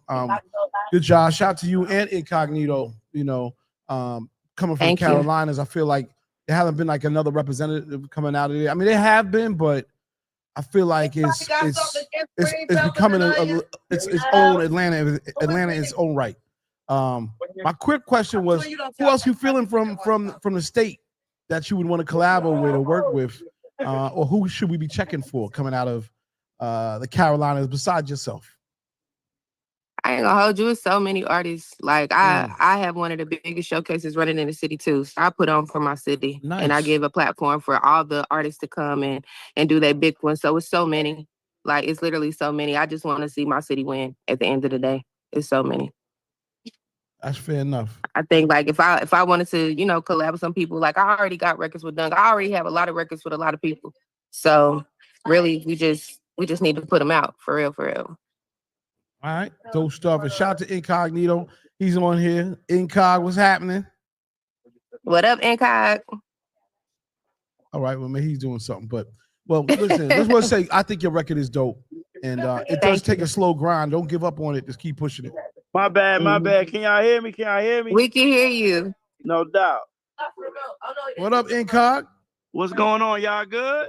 Yeah, man. Just tell everybody who you are real quick because, being a veteran DJ yourself, No doubt. I'm Incognito, Mr. Incognito from Power 98 and V101.9. I'm program director of both stations, mix show DJ, on-air radio personality. When you work in radio, you got to do everything. So, and in February, I'll be celebrating 30 years in the game at the same station. Much respect. Congratulations. Thank you. Hey, Incog, it's Brittany. What up, Brittany? What up? Word. Inspire Radio, what's happening? Yeah, definitely. I'm from North Carolina. Carolina. So I definitely want to push that song because I try to show love to North Carolina artists. And definitely, I might even, if you're down, your management, I would love to interview you. I got a show where we interview artists and get them a spotlight, and it goes to 27 radio stations. So, I'm with it. But yeah, thank you. I'm with it. Anything y'all need me to do, just let me know. I'm pulling up. Yo, Incog, if you can too, if you want to put your ad or how people can get a hold of you as well. Mary mentioned people want to get a drop or other interview requests. Well, you could definitely hit me up on IG at Incognito 98. That's my So IG page, in North Carolina, and I get back with you. Mary's very good at doing drops and stuff like that. And, we get it done. We serious about this. All right, for sure. D-Dox, you there? Yes, sir. Mary, that is a dope record. This is DJ D-Dox, Chief Operations Officer for Blazer 420 WPAM. I am from Columbia, South Carolina, but I'm up here in Seattle. Okay, Big Carolina. Yeah, you already know how we do, shout out. But that record right there is dope, man. We definitely want it on the station. I added you on Instagram and everything else like that, and hit you in the inbox on here. But we definitely want that record. Need some drops from you and whatever else we can do for you as far as getting your spends. I definitely love the record. You're not doing the Glow and the Megan and the Cardi. You actually spitting on that record. So I like that. So thank you. Let's keep it going up. And I got you. I'm gonna make sure I follow everybody back that follow me too. Let's go. Putting your records up. Word. Well, everybody, I put the Shark Service Pack in the chat. You can grab the record ASAP right there. Be up on Digiwaxx as well if you miss out today. Mary Mac, man, congratulations, yo. Repping for the Carolinas. We're gonna see you on the big screen as well, TV. You know what I mean? So, Cinema TV, Carolina Thick, season 1. Make sure y'all tune in. Whole lot of Mac shit going on. Y'all know that. Mac got the dope. Well, listen, man, we'll be looking out for the album. Thank you for taking the time to jump onto the call. It sounds like you got a lot of stuff going on in the background. So I'm gonna let you go do what you do over there, man. So thank you. Dope record. You know what I mean? Keep that GPS on that money route, huh? I know that. Thank you. All right, bless up. Shouts to the homie Jay Young, MDK. Y'all remember we had him on the call before. Ran into him recently at the Scam Artist. So he's out that camp right there with Jamie Foxx. The name of that one is Drop That. So they working that record. Yeah, you know what I mean? Another one could be worked around in the strip clubs, whatever. What's up, Bionic? Now see, that plays the whole, whistle while you work type vibe, whatever. We've heard a million times before. I can rock with that. Why? Hook is catchy. It's a vibe. You feel what I'm saying? I can get with that. So, well, that's exactly what he told me when he gave me the record. He's like, this one is catchy. It's gonna get all the ladies. So. Yeah, like with the beat, you can mix that joint. Like you can remix that joint with the CeeLo. You know what I'm saying? There was you can remix that joint with On Fire 50 Cent. It's all about with them drums. You know what I'm saying? So it's I like that. I like that record. Oh, you said that. All right, good. I will definitely pass it along. Man. Like I said, we've had Jay Young on the call before. He was one of the ones is an actor as well. Was on some Netflix joints. But like I said, he in a good camp with Jamie Foxx. So he's in good hands, just still doing his thing. So with all that being said, want to welcome our next guest. Definitely got to shout out that JBR Creative. Definitely got to shout out the homie B Sampson, Miss Autumn Page. Miss Autumn Page, if you are there she is, looking lovely as ever. Yes. How we doing? I'm good. How are you? I'm good. Glad you can make the call with us today. I was bummed because I seen you was at the Scam Artist, so I didn't get to chop it up with you. You know what I mean? But, yes. You can't miss that. You know what I mean? So, I think I had a hat on that day. But what's going down, man? How was it? How was your time in LA during that time? It's good. I actually live in LA, so I'm okay. Here, always moving around at all the events and meeting new people, meeting new DJs, and just performing and working these records that I'm putting out. So it's good here, It's always something going on. Yeah, if you in LA, you can work every night. You know what I'm saying? Real spill. So congratulations though, man. I definitely got to shout out Cleveland. Rest in peace to the homie legend. Yes. He was one of our, because I know that's the roots for you, right? It is, yes. Yeah. Definitely got to shout out Houston as well. I was just peeping the bio and everything. So I know you spent some time in Houston for school. I did. And everything like that. So did you finish school or did you tap out for the music? I tapped out for the music. Okay. No, all gravy. School was never my thing. And so I feel like it was just a realization of, you know what? Let me do what I love and not force something, Yeah. How do you, so I get it. Music is it, you know what I mean? But never before, because we have this conversation quite a bit, Autumn, about so many artists coming out all the time. You know what I'm saying? So how do you feel like your music and your style separates yourself from everybody today?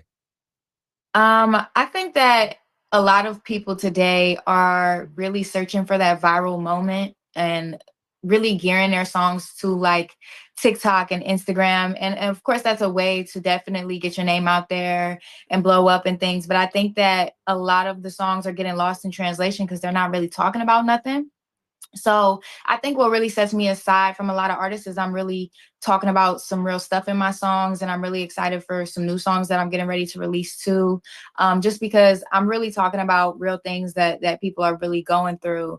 And I think it just separates me because I feel like a lot of the songs are like in a club or we're in love or, you know, some toxic stuff. And I think that we're in a time where, yes, social media is a big part, but I think people are really searching for music that they can really say, oh, dang, I'm going through that right now. Like this song is really getting me through that, rather than it just always being a turn up song or a viral song. So I think that's really what separates me from other artists. All right, word. With that being said, are you stepping out and doing shows and that type of stuff? Are you getting in front of people? I am, yes. I have had probably about 7 shows in the last couple of months. My first performance was at a fashion show, and then I did the Peppermint Club. And yeah, it's been really good getting out there. That's definitely something that's a little new for me. I grew up in theater, so I kind of had like experience being on stage and singing in front of audiences, but I hadn't done it since middle school and high school. So getting out there again, it has been like a journey in itself, and just learning new things and how to get on stage and be more confident and really interact with the crowd has been really, really fun. Excellent. Well, love to Allison, and love to Eric Benet as well. I know you're with the JBR Creative Imprint. So talk about how that came together. So when I first moved out here, I knew nothing about the music industry at all. And so I would go to all of my favorite artists' Instagram, and I would reach out to every producer I could find, any photographer, any videographer. I was reaching out to anybody. And so I ended up reaching out to a producer named Emil. Shout out Emil. He's who produced all my records. But when I first reached out to him, he curved me bad. He was like, girl, I'm too busy. I'm making money. You not paying me. I'm good, you know, and I just stayed consistent in that. I still was reaching out to people and working with as many producers and writers as I could, and just really learning how to even structure a song. I mean, you can love music, but not know like, oh, wait, this is actually how a song is written. And so I was able to, in like about 2 or 3 years, just really kind of gain a lot of knowledge with working with a lot of people. And in being consistent, Emil ended up reaching back out to me and being like, wow, I see all the work you're putting in. I want to get to know you. I think I might be interested in working with you. And so we kind of had a meeting, and like, he just asked me about my life, and I told him about it. And he was like, I want to work with you. But the catch was, he still had to make money. So we would have like an hour a day. He would call me and be like, hey, can you come to the studio right now? And we would work on these songs. And one of the songs that we actually put out was called Topless. And we had just released the music video, and he was meeting with his friend Allison at the time. And he just went to look to make sure that it was up. And she saw the video and was like, who is this girl? I need to sign her. And that's how it all came about. It was just kind of random, like just checking that a music video was up and the right person was in the room. And, you know, I really just got to give it to God, because it's just kind of crazy. Yeah, I think what's cool about you, you know, just kind of taking a dive off into this rabbit hole, and we'll get into that in a little bit. But, you know, you can kind of do a lot of things musically, which is cool. Cause like, so you genuinely could sing, but then you can kind of give us some of the upbeat joints as well. You know what I mean? So I don't think you don't put yourself in a hole as far as an artist goes. You know what I mean? So yeah. And I think that happens a lot of the time. We get put in a box, you know? For sure. So with that being said, I think I want to play this song Topless for everybody, so they can get a little introduction to Autumn in the one that, you know, at least caught the eyes on you. You know what I'm saying? So, and the ears. So again, we got Autumn Page hanging out with us, y'all, from Cleveland to Houston to LA. She about that life. Here we go. Check it out. This one is Topless, y'all. Yeah.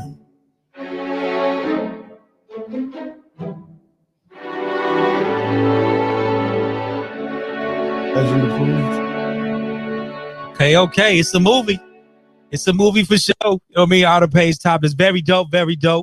A lot of love in the chat as well too over here, man. So super ill. Good record. Thank you. Will that be a part of the EP coming out? It's actually already out. It came out with my EP called Down the Rabbit Hole, which came out in March, I want to say. Okay, so I'm going to let you speak on that before we start taking some questions. Explain to everybody Down the Rabbit Hole and why you titled it that. I called it Down the Rabbit Hole because in times when you're getting to know somebody and date, especially in LA, you can take a lot of routes. You could be a crash out girl, you know, there's a lot going on. And so I experienced so much dating out here, and I just kind of wanted to tell this story of like, there's times where you have to realize your worth, and sometimes you fall down the wrong rabbit hole and you're giving yourself away too much. And it's like, you got to realize like, wait, this person only wants me for one thing. Like if I got into a car accident and I called this person, would they pick up? Would they really be there for me? Like, you know, should I even be in this situation with this person if they wouldn't even be there for me in that? And then some of the other songs are talking about being in that rabbit hole where you're making the wrong decisions and you're seeing multiple people and you're out, you know, doing your thing. But at the same time, then meeting that one person that changes your whole outlook on that. And you want to get rid of all of these people and all of these traumas that you've gone through, and you actually find this person that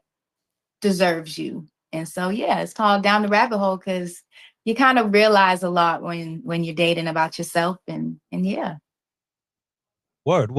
So I understand you moved to LA at the like before the pandemic and then it kicked off, or while the pandemic was kind of going down? Funky's gonna go, then you go, D. I feel like I came at the end of the pandemic. I want to say I was out here in 2021. For me, when the pandemic happened, I was in Houston and everybody was coming to Houston. So I feel like I never experienced the pandemic because everybody was outside. And so when I came to LA, I feel like it was just opening back up. Like I remember coming and visiting and it was closed. But when I moved here, like people were starting to go out to eat again and people were going out again and things were opening back up. So I feel like it was at the end of COVID. Okay, word. So it never really kind of hindered any kind of the movement as to what you was doing. I don't think so, yeah. Okay, word. All right, word, man. Well, again, we got Autumn Page hanging out, y'all. Shout out again, that JBR creative group. What's cracking in New York out there? See what you talking about? I was muted. All right. So I like the vibe. It was definitely a nice vibe.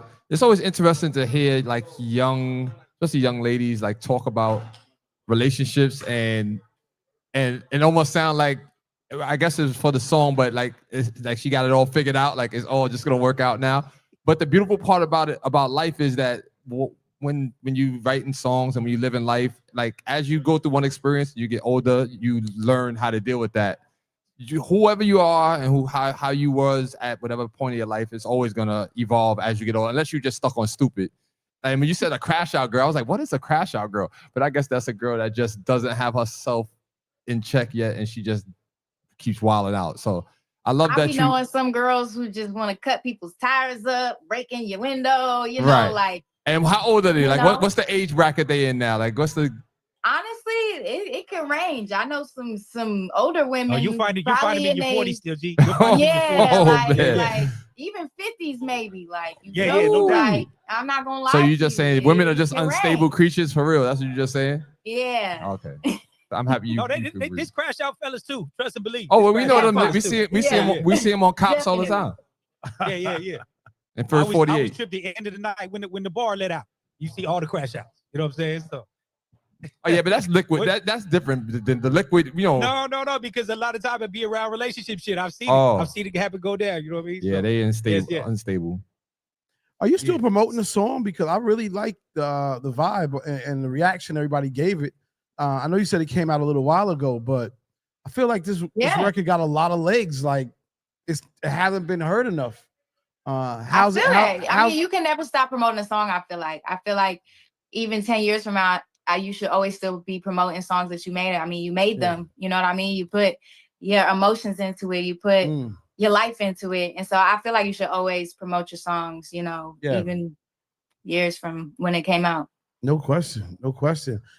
How do you how's the partnership label situation going with Eric Benet, who was here last week and was really dope, and I like the vibe because I could hear the connection even sonically with that. Did he have something to do with the record? He didn't at all. They actually signed me off of that record. They fell in with the music. It's been amazing, honestly, and really a dream come true. I'm 24 years old, and I feel like I'm in a really good place. I'm still young. I still have a lot of time to put my energy into these songs, and I'm a very hard worker. So it's been really amazing to be able to have help pushing these songs, because the thing is, I'm gonna do the work. You need me to do some content, I'm gonna do it. You need me to do a video, I'm gonna do it.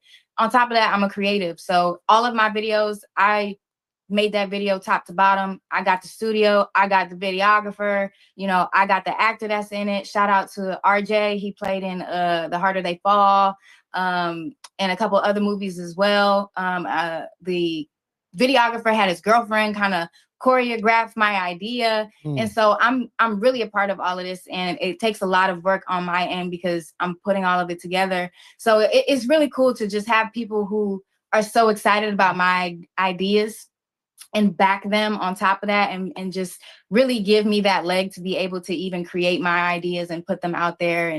And yeah, it's been amazing to work with Eric and have him as a wingman and teaching me the ropes and how to move and, things of that nature too. So it's been really, really cool. That was a good discovery, man. I like the song, and congratulations and good luck. Keep going. Thank you. Yeah, man. Inspire Radio, you still there? Yeah, I just want to say that we have been playing that song a lot, like heavy rotation. So I go to a different place and I get like the R&B songs like that a lot of radio stations not playing, and like your song is like one of them, and I look for that because it makes the station sound amazing because you mix that with the rap and it just sounds good. But yeah, definitely, I'm gonna continue to play you. Definitely will love a drop for the station and for me as a DJ, because I'm on other stations also. But I'm gonna keep playing you. And shout out to you because I play like almost every service pack that come out from you that I can get. That means so much to me. You don't even know. Yes. Yeah. So I'll talk to you later. Thank you for coming to the call. Absolutely. Yeah, and this is the great thing, Adam, like you getting able to touch with DJs around the country who, like I said, you just never know who's listening. You never know who's already supporting, that type of thing, man. So, but I do want to give you credits for getting out and just, because we talk about it a lot. There's still something so major with connecting with people and shaking hands and, just making that real connection with fans and people face to face and person to person. And even though we're doing this digitally, it's all good. You know what I mean? But just hearing your mindset about being outside and making sure you shaking hands, kissing babies. You know what I'm saying? So, yeah, for 100%. Sure. Absolutely. It's all a part of it. Indeed. I want to get into this other joint with Fly and the Boss. We've had them on here with us as well. A very, very hyper energetic duo. Yes. Super dope. So give us a little breakdown on this joint, Leche. They dope too, though. Leche I made about a year ago, and honestly, my boyfriend pissed me off, and I was on the way to the studio and I was mad about it. And I was just like, man, if you don't like this about me, then you could leave. You doing all this complaining and you doing all this and that. I don't want to hear all that, And so that's kind of what sparked the idea of Leche. And not only did that spark it, but then also talking about like other situationships before this, where it was just like they were treated this way, where you text them one day and they texting you all day and the next day they disappear. And it's just like, why are you playing with my time like that? You know what I mean? And so we just made the song to be just fun and just be like this, like empowerment of like, you don't got to deal with none of that. Like, if they want to leave, then let them walk out the door. Like, and so that's really where it came about. I ended up meeting Fly on a Boss at an event called Femme It Forward. And when I met them, they just came up to me with all their energy and they were just like, oh my gosh, I love your look. And I was like, oh my gosh, I love your look. And we were just thinking about the song and like who would be good on the song and like who would bring it that life. And I was like, them. They got great energy. Their songs are amazing. I was also working with Dr. Clips, who they work with a lot. And I was like, it's a win-win. We work with the same people. We can create the content. Like, it'll be dope. And that's kind of how Leche came about. All right, check it out, y'all. And I definitely got to warn the fellas, if you dating an artist, a song may get written about your ass. So here we are. Yeah. I love that opening line. It reminds me so much of Baby 4 Boy. mics. Said, leave the keys, that ain't your Sentra. You know what I'm saying? And it's not. That is too funny. That is too funny. Dope record, man. Big energy. Big energy, no doubt. The funny thing is, since you've been on, we have a whole relationship conversation now going on in the chat. It is hilarious. You know what I'm saying? See what you're doing? See what you're doing, Autumn? You know, gotta be real about it. Hell yeah. Hell yeah. Nah, super dope record, man. Big energy, no doubt. Funky Skunk, you still there? I know you had your hand up, man. I didn't mean to, and I didn't want to ignore you. If you wanted to chime in or whatever. Skunk, you still there? You good? How do we turn up a little bit? Yeah. All right. Yeah, I'm here. Okay, there you go. Yes, sir. Yes, sir. All right. I'm in a session too, but yeah, I'm listening, and that song, that right there, that song right there, that was dope. I love the video. The video was simple, but it had the right stuff in it. The girls, right there. The attire, the whole demeanor was different, but it was simple. You know, it wasn't one of all of them things where you got $1 million worth of space stuff and all that crazy stuff in it. But shout out to those type of videos also. But the song before that, I love those strings. The strings sound like, man, they sound like the I don't know. It was an orchestra in orchestras Budapest. in the world string section. One mic for the DJ or yeah, it was a real orchestra. It was in Budapest. I actually got to watch them over Zoom. That was when I first. One that for was the when DJ I first raised my exclusively. hands. That was 2 mics pretty for the and dope, and it was performance. different. The way you used it was original. Way you got an original vibe to you. Period. Depends. So I think I would love to work with you. You know what I'm saying? So I got your. I'll do it one time. one Chris will sheet, do it one time. Link that I'm Chris and copying, somebody but- can do it but together. I So do stuff ideally, too, you so get I would 4 love to mics. throw some at you. That'd be see it, but perfect. you would Up like to it. 4. Yeah, definitely. You in Let's do LA? it. You in LA? I am in LA. Yes. Yeah, that's my second home. So I'm right now from Indianapolis, Indiana. Here home of the Okay, Indianapolis come on, 500. Midwest. Yeah, home of the Indianapolis 500 and the world famous DJ Punch 317. You know, and everybody else. Excuse me, I forgot Babyface. But anyway, who I grew up with. But you are dope. You are serious, and your name is same. My niece is named Autumn, so I like that too. But Oh, that's awesome. It's my real name too. So. both records that I heard. Sorry, I came in on the last end because I'm actually doing. I just got through mixing a song while we were on this, so I've been on mute the whole time. But yeah, love it. Keep doing what you're doing. Like I said, I would like to get in where I fit in and do something with you because we both different. You'll see. I'm with it. Landing the plane now, brother Raymond. Indeed. Good shit, Skunk. What's up, Miss Naomi G? Hey, what's good? So I'm Naomi G. I'm with Blazing 420 WPAM Radio. It was really nice getting to see your versatility. It was super sexy, but classy at the same time. So I really, really enjoyed that. You were like leaving it to the imagination. So it's really nice to see that. So I appreciate that. I love your whole aesthetic, the lyrics, everything was really, really nice. I do have your one pager as well. So me and my team will be reaching out to you soon as well. Thank you. Such a pleasure meeting you and getting to hear your music. Thank you. Thank you for being you. Super ill. This is what it's about, Autumn. We've been doing this for 5 years, man, and it's always dope to come across a diamond in the rough like yourself or whatever. You know what I'm saying? But amazing vibes. And I would just say, please don't stop promoting this EP. I think you got some gold on your hands. You know, I think sometimes some of these artists kind of back off their stuff too quick, thinking you got to put out more new. But you got some heaters on here, man. So thank you. If it's all right with you, I want to play one more. If we can do rotation, if you don't mind. Yeah, let's do it. All right. Go on and give us a background on this one. You know, I talked about being in the streets. It happens, you know what I mean? We might fall down, grab a hole, make the wrong decisions. And you know, sometimes you outside. And I think that's the explanation. I like it. Sometimes you just got to keep me in rotation. Let's do it. Ew.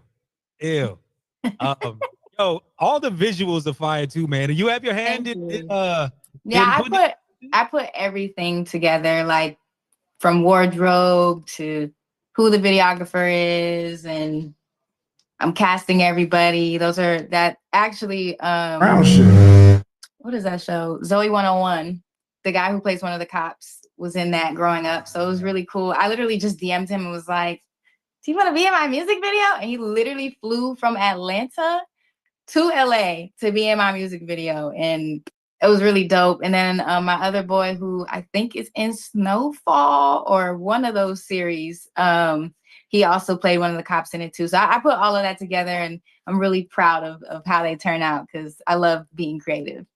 Yeah, no, super ill. I mean, and it's weird now that we talk, like every video seems to fit your personality. You know what I'm saying? Which is even further more dope. You know what I mean? Because that's what you want from an artist. You want your artistic, creativity to come out in all you do. You know what I mean? Aside from just the music. So super ill, super ill. What's up, End Zone? How you doing? 1, 2, 3, 4, 5, 6. 1, 2, 3, 4, 5. 1, 2, 3. Hey, I'm doing well.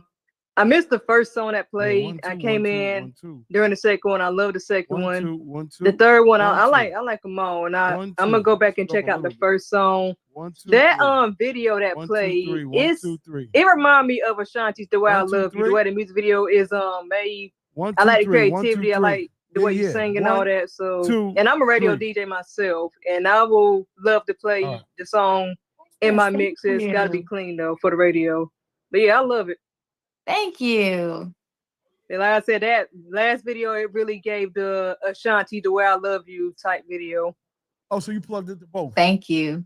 Yeah, End Zone. The homie dropped the Dropbox. Probably the clean version is in there in the chat, so you can grab the service packs up in there chat. So Head Rush, what's happening? 1, 2, 1, 2, 1, 2.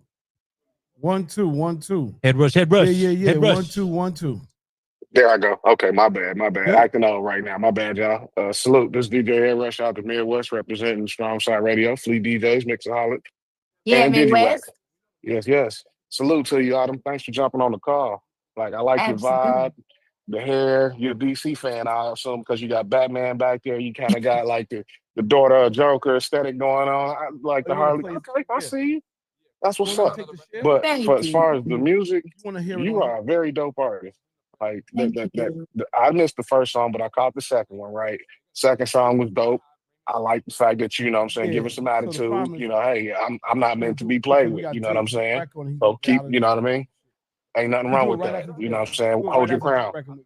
That last song though, Rotation, that's it right there. That's the one, not the three. Yeah.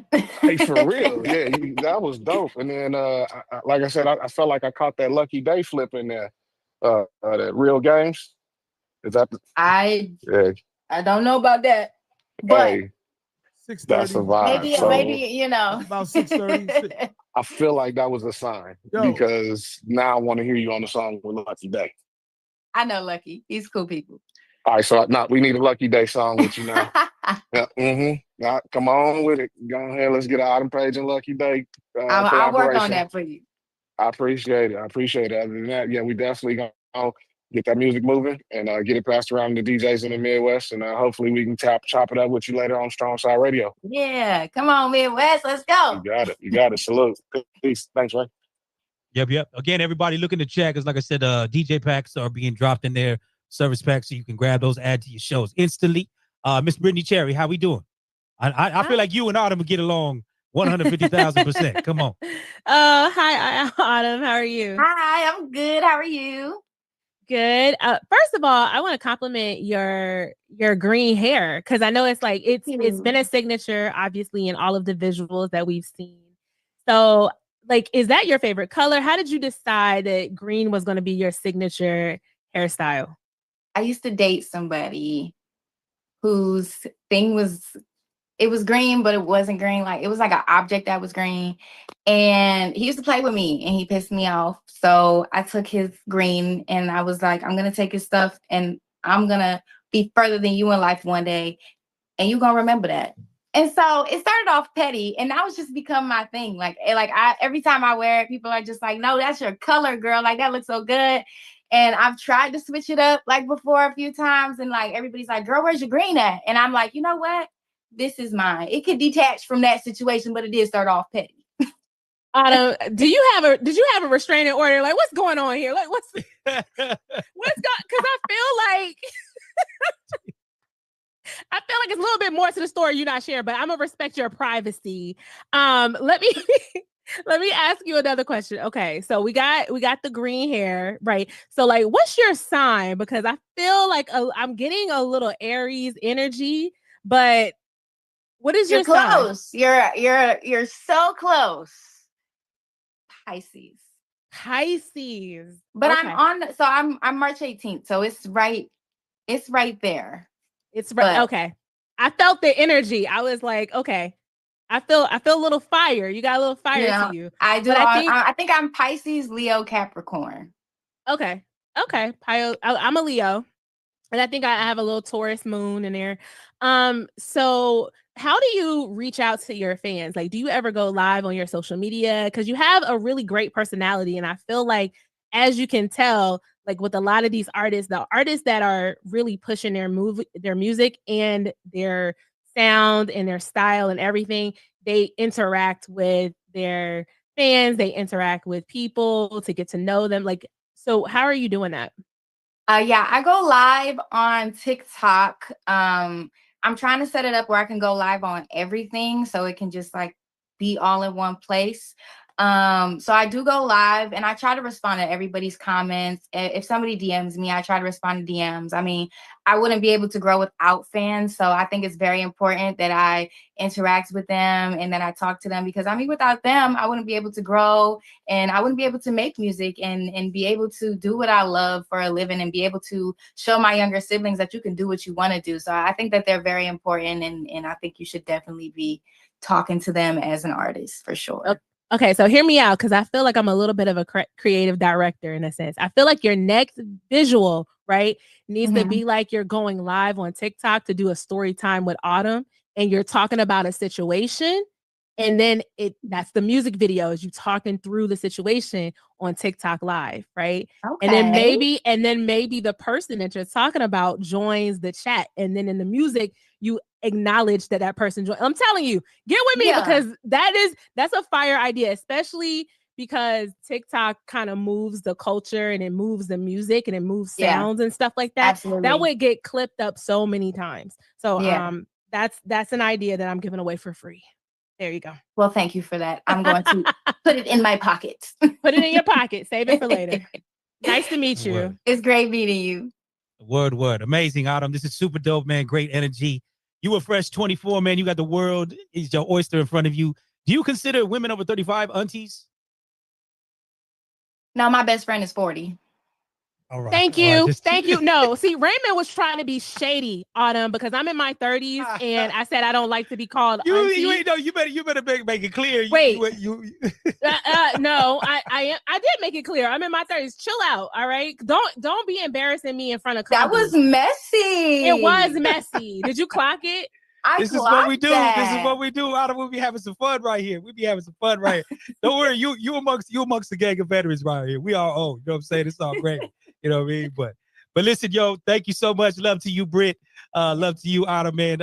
Everybody, like I said, you got more fans now. You know what I mean? That's the whole goal. Thank you for having me. That is right here. Shouts to the homie B. Sampson as well. Love to Allison. Love to Eric Benet. You're in good hands over there. So I'm excited to see what is going to be happening moving forward with you and JBR, all that stuff. You know what I mean? So I know the EP's out. What are we doing closing out 2025? Well, I just dropped a single, but at the top of 2026, I got something for y'all. Okay. All right, we'll keep the visuals coming. We're going to look up at that green. That green be standing out crazy. You know what I mean? And just much love to you. B. Sam, did you want to say anything, brother? Hey, I just want to thank all the DJs once again, but thank you, Raymond G. Thank you, CL, for having another member of the JBR family. Last week, y'all had Eric, but definitely Autumn Page is the next one on the radar. Me and Autumn been on the road. We've been putting in a lot of grind this past summer, and you see nothing but blood, sweat, and tears. Her work ethic is impeccable, and I go really hard for her. She knows that, and when she's in work gear, work mode, unstoppable. Super talented and very humble. So I think everybody be that little bit of hair you got. I think you should dye green too. Too. Wow! Why y'all all be playing with me like like that. Y'all Wow. Hey, Brian, he go hard for you. That's what he's saying. I'm just saying that would be the next level of commitment. He came out with just that little bit of hair that would be green too. You know what I mean? No, that was a jab, Autumn. That was a jab right there. No, hey, you see, I ain't got no hair, G. Come on. You know, you at least got a layer. You at least got a layer, B. You know what I mean? Now, everybody, y'all got my IG, y'all got my email. Any drops or content y'all need from Autumn. We plan to be on a promo tour going into October, November. So hopefully we can catch y'all at a city or a club. We can rock for y'all. So thank you again for hosting us. Hell yeah. Thank y'all for having me. Right on. Much love to you, man. Like I said, looking forward to much more to come. Like I said, you just gained a whole bunch of new fans right here. Much love. Shout out Brother Swerve. That's Papoose right there. Shout out Baby Joker. Furthermore, you know what I'm saying, for all my Friday heads, you know what I mean? That is Busted Rhymes, Khadijah, and Papoose Counting Green. Dope record, you know what I mean? So, CL, what's happening down there in New York before we get to our next guest? I think y'all muted, C. All right, we should be good now. There we go. All right, well, first of all, big energy. Shout out to D-Rec. Shout out to Papoose. I like that record. Just wanted to say we had a special occasion go down this week with one of our partners that's been holding us down, which is Hip Hop. And we had this big conversation earlier, but I'm not going to make this long and drawn out. But the opportunity to actually have equity and own in some of these companies and some of these things is probably one of the greatest opportunities. And we got a Jen A here, of course, Scott's online to talk about what took place this week and why it's important. Well, what's up, y'all? Essentially what took place is we announced that we were doing the equity crowdfund. We went live with the equity crowdfund. We're in the testing the waters. Hold on, guys. Let's keep talking. Sorry. We went live with the equity crowdfund, and we're in testing the waters right now. So, but the big part of that is that DJ Maddow is the lead investor on the equity crowdfund, and I think that's a big deal, right? No doubt. I mean, I know y'all went, and the reason why I wanted to bring this up is because we talk about having equity. This is .hip hop. It is a domain company that is rooted in hip hop, and domains they never die. It's actually the way to make a lot of money.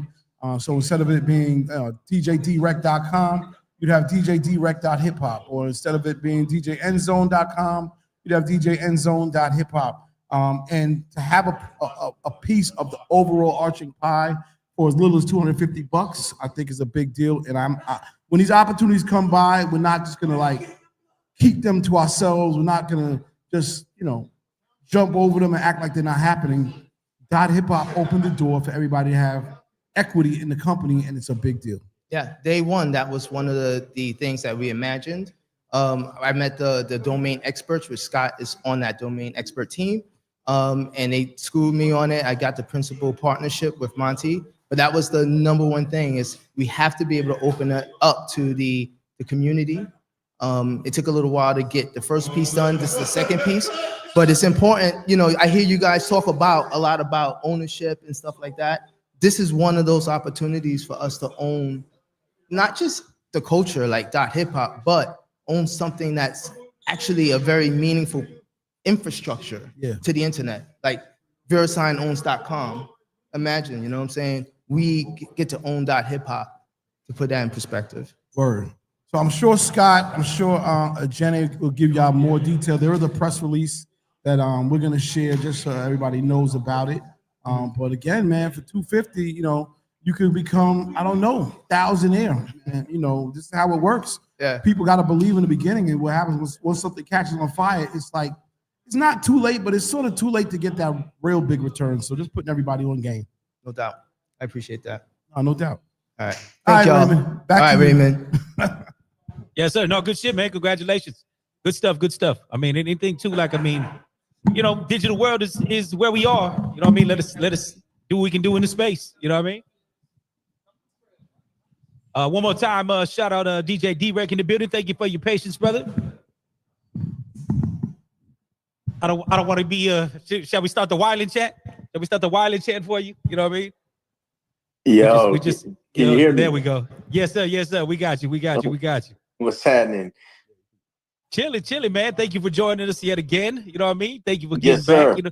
What did you think of that last record right there, Papoose? Would you bang that? Crazy.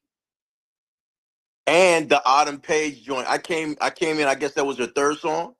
Yep, that was her third song. Yep. Man. Yeah. Love it. Yeah. Just, it was dope. She's dope. We'll definitely get you the assets. We'll get you the assets. Yes, sir. I mean, I know you out there moving and grooving. Hey, Ray, before he gets started, can we get him to adjust his camera? Oh, yeah. Anyway, you can just turn your phone. Yeah, turn your phone sideways so we can get the landscape. Like this here? Yes, sir. There we go. Okay, let me center this. It's the TV stuff. Let me get it into TV mode. This is good? Yeah, this is good. Yeah, it's good. So they live and direct in New York. So they got you on the big screens and everything out there. You know what I mean? So I think that's a different take since the last time you were with us. You know what I mean? But yeah. What's going down, brother? How's life? How's everything? I mean, congratulations on Wild and Out. Still going heavy. Thank you. Yeah, everything's good, man. Everything's good. You know, we just started a new season of Wild and Out. Let me see, 2 Mondays ago, we just started season 21 just started airing. So we got a bunch of more weeks that a bunch of more episodes that are gonna air, and a bunch of funny coming at you. So that train is still moving. You know what I'm saying? Yeah. No, congrats, man. I mean, that's how many seasons now in it, y'all? We just season 21. We've done 21 seasons. 21. Yeah. That's dope. We talk about a lot on here, just original concepts and believing in something and going, you know what I mean? So that's ill. So that's ill. Congratulations. Thank you. But where do you find the time to go get musically creative? Man, I sometimes I just go cake up in my studio. I got a studio over in North Hollywood, and I'll just go in there and I just start playing music. Like, I'll just listen to music, and then I'll play music, and sometimes I fall asleep listening to music and stuff like that. And then but that's where I find time. And usually after my son goes to bed, and then I can just kind of go I know he's safe and sound, and then I can just go do my thing. You know what I'm saying? Yeah. So are you back and forth LA and the Bay? I am. I was just in the Bay last weekend at we had the Dock of the Bay with Russell and 40 Baby Bash. Oh my God. Good Lord. I was so glad that they used Mare Island finally for something, you know what I mean? Yes, because this, you go down there sometimes and it's a ghost town, but it was just great to see my hometown come out and just, be what Vallejo used to be when I first moved to Vallejo, like peaceful. And I mean, I saw people I hadn't seen since elementary school, wow. And it was just crazy. It was crazy. It was great. Yeah. Hell yeah. Shouts to the 707 Valley Joe. Yeah. You know what I'm saying? I got some ties there. That's where wifey's from. So we to the Bay back quite a bit. You know what I mean? So yeah. So go ahead. No, so I was just gonna say, I got that new single out, staying with that Bay Area energy, you know what I'm saying? It's called 9 Times Out of 10. And I mean, I know that's probably what you gonna bring up next, so I don't want to step on your toes. No, you're good. I was gonna have you introduce it anyway. You know what I mean? We're talking about the single, so it's good stuff. 9 times out of 10. I'm just gonna say talking that talk. You know what I mean? It's a party record, man. I'm just, it's just you go to the club, you hanging out, and you like, oh my goodness, is she a 9 or is she a 10? Like, oh man, you know what I mean? It's that kind of thing. Like, that's the most beautiful one I've ever seen. Oh no, that's the most beautiful one. It's just that's what happens in the club sometimes, And 9 times out of 10, you leave with somebody else. You know what exactly. I mean? I just kind of got that. I mean, if you know the reference, you know that that's that from that Houdini song. What was it? Bum, bum, bum, bum, bum, bum. Funky Beat. Was it Funky Beat? No. It's I'm a Hoe. My bad. I'm a Hoe. When I came to the party, I was by myself. Yeah. So. All right, man. We got DJ D-Rec in the building. 9 times out of 10 is the one we move, and check it out. Yes, sir.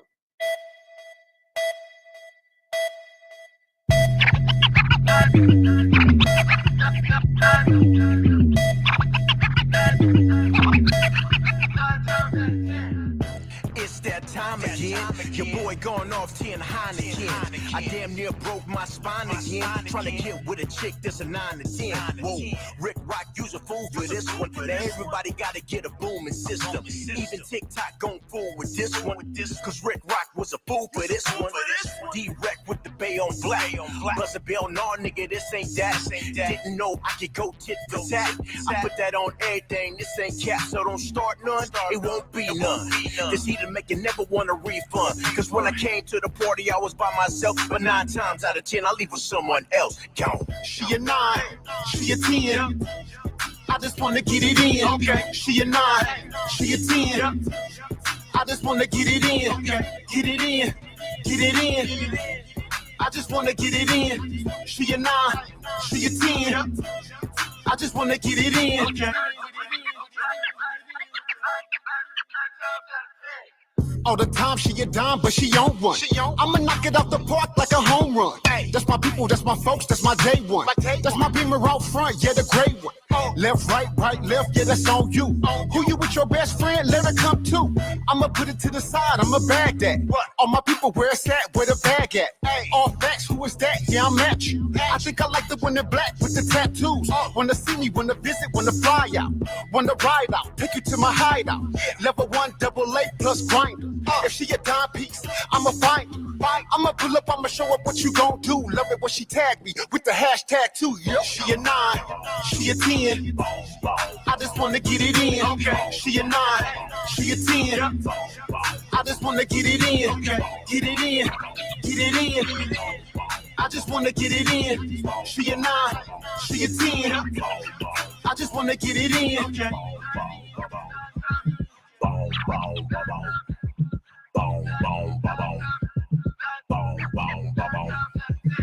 She a 9, she a 10. I just wanna get it in.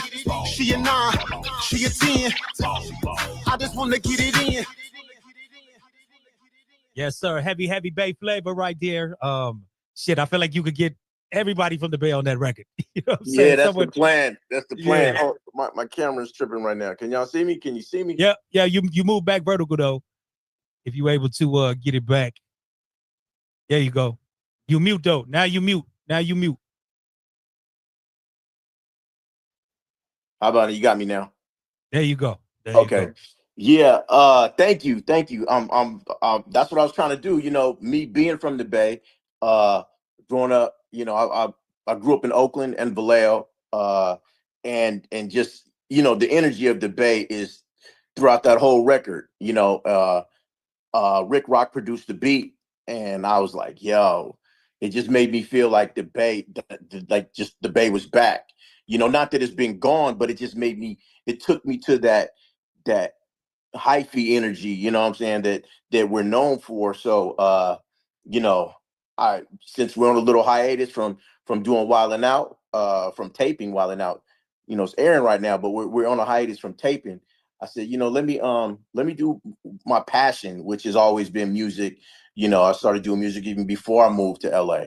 So, and got into the TV thing, and you know, so, you know, starting out as a B-boy, getting into music, and then getting into television. It's just kind of coming back full circle right now with 9 times out of 10 and another song I got called How We Roll and stuff like that. So, you know, I'm working on some stuff. Yeah. No, I still slap How We Roll. You know what I mean? So thank you. I know that was the song you presented last time you were with us. So yeah, that one stay in rotation on the Serato. You know what I mean? Yes. Right on. Yeah. Yes. Funky Skunk, what's happening? You there? I know Skunk was in the set. There we go. Okay, cool. Yeah, man. Yep. Hey, man. How you doing, my brother? I'm good, man. How are you? Peace and love to you. I didn't know you was from Vallejo. Yeah. I've been watching Wildin' Out since the day one. I'm a day one on Wildin' Out. That's the craziest show of all time to me. Much appreciated. Here's the thing, man. I lived in Vallejo for like 2.5 years. And when old boy mentioned Mare Island, I was like, oh, wow. I don't know if you know, I was a part of the first MC Hammer albums with me and Felton Pilot with Confunction. Oh, and, so you was over there recording over there on Wilson Street. Yeah. Remember the studio over on Wilson Street? I recorded there many times. Really? Was that like the early days? Because I came in on the last like maybe a year and a half of that, and I don't but man, it's an honor because that spot right there is very dear to my heart, man. It was where Felton put that studio together. Remember those Hell's Angels up in there, the motorcycle dude? Yep. And Felton had just came off of his thing with Confunction, and he honorably he asked me to come out there and move in with him and work with him but man, I wish I'd ran into you, bro. Yeah. Hey, when was you out there? Like late? I was out there from 87 to like 89. Yeah, that's when I started going, like 88, 89. Well, maybe you wasn't on one of my sessions. It was me. It was Felton, James Early. You know James Early? Uh-huh. And then me. We were doing like shifts. Yeah. You know what I'm saying?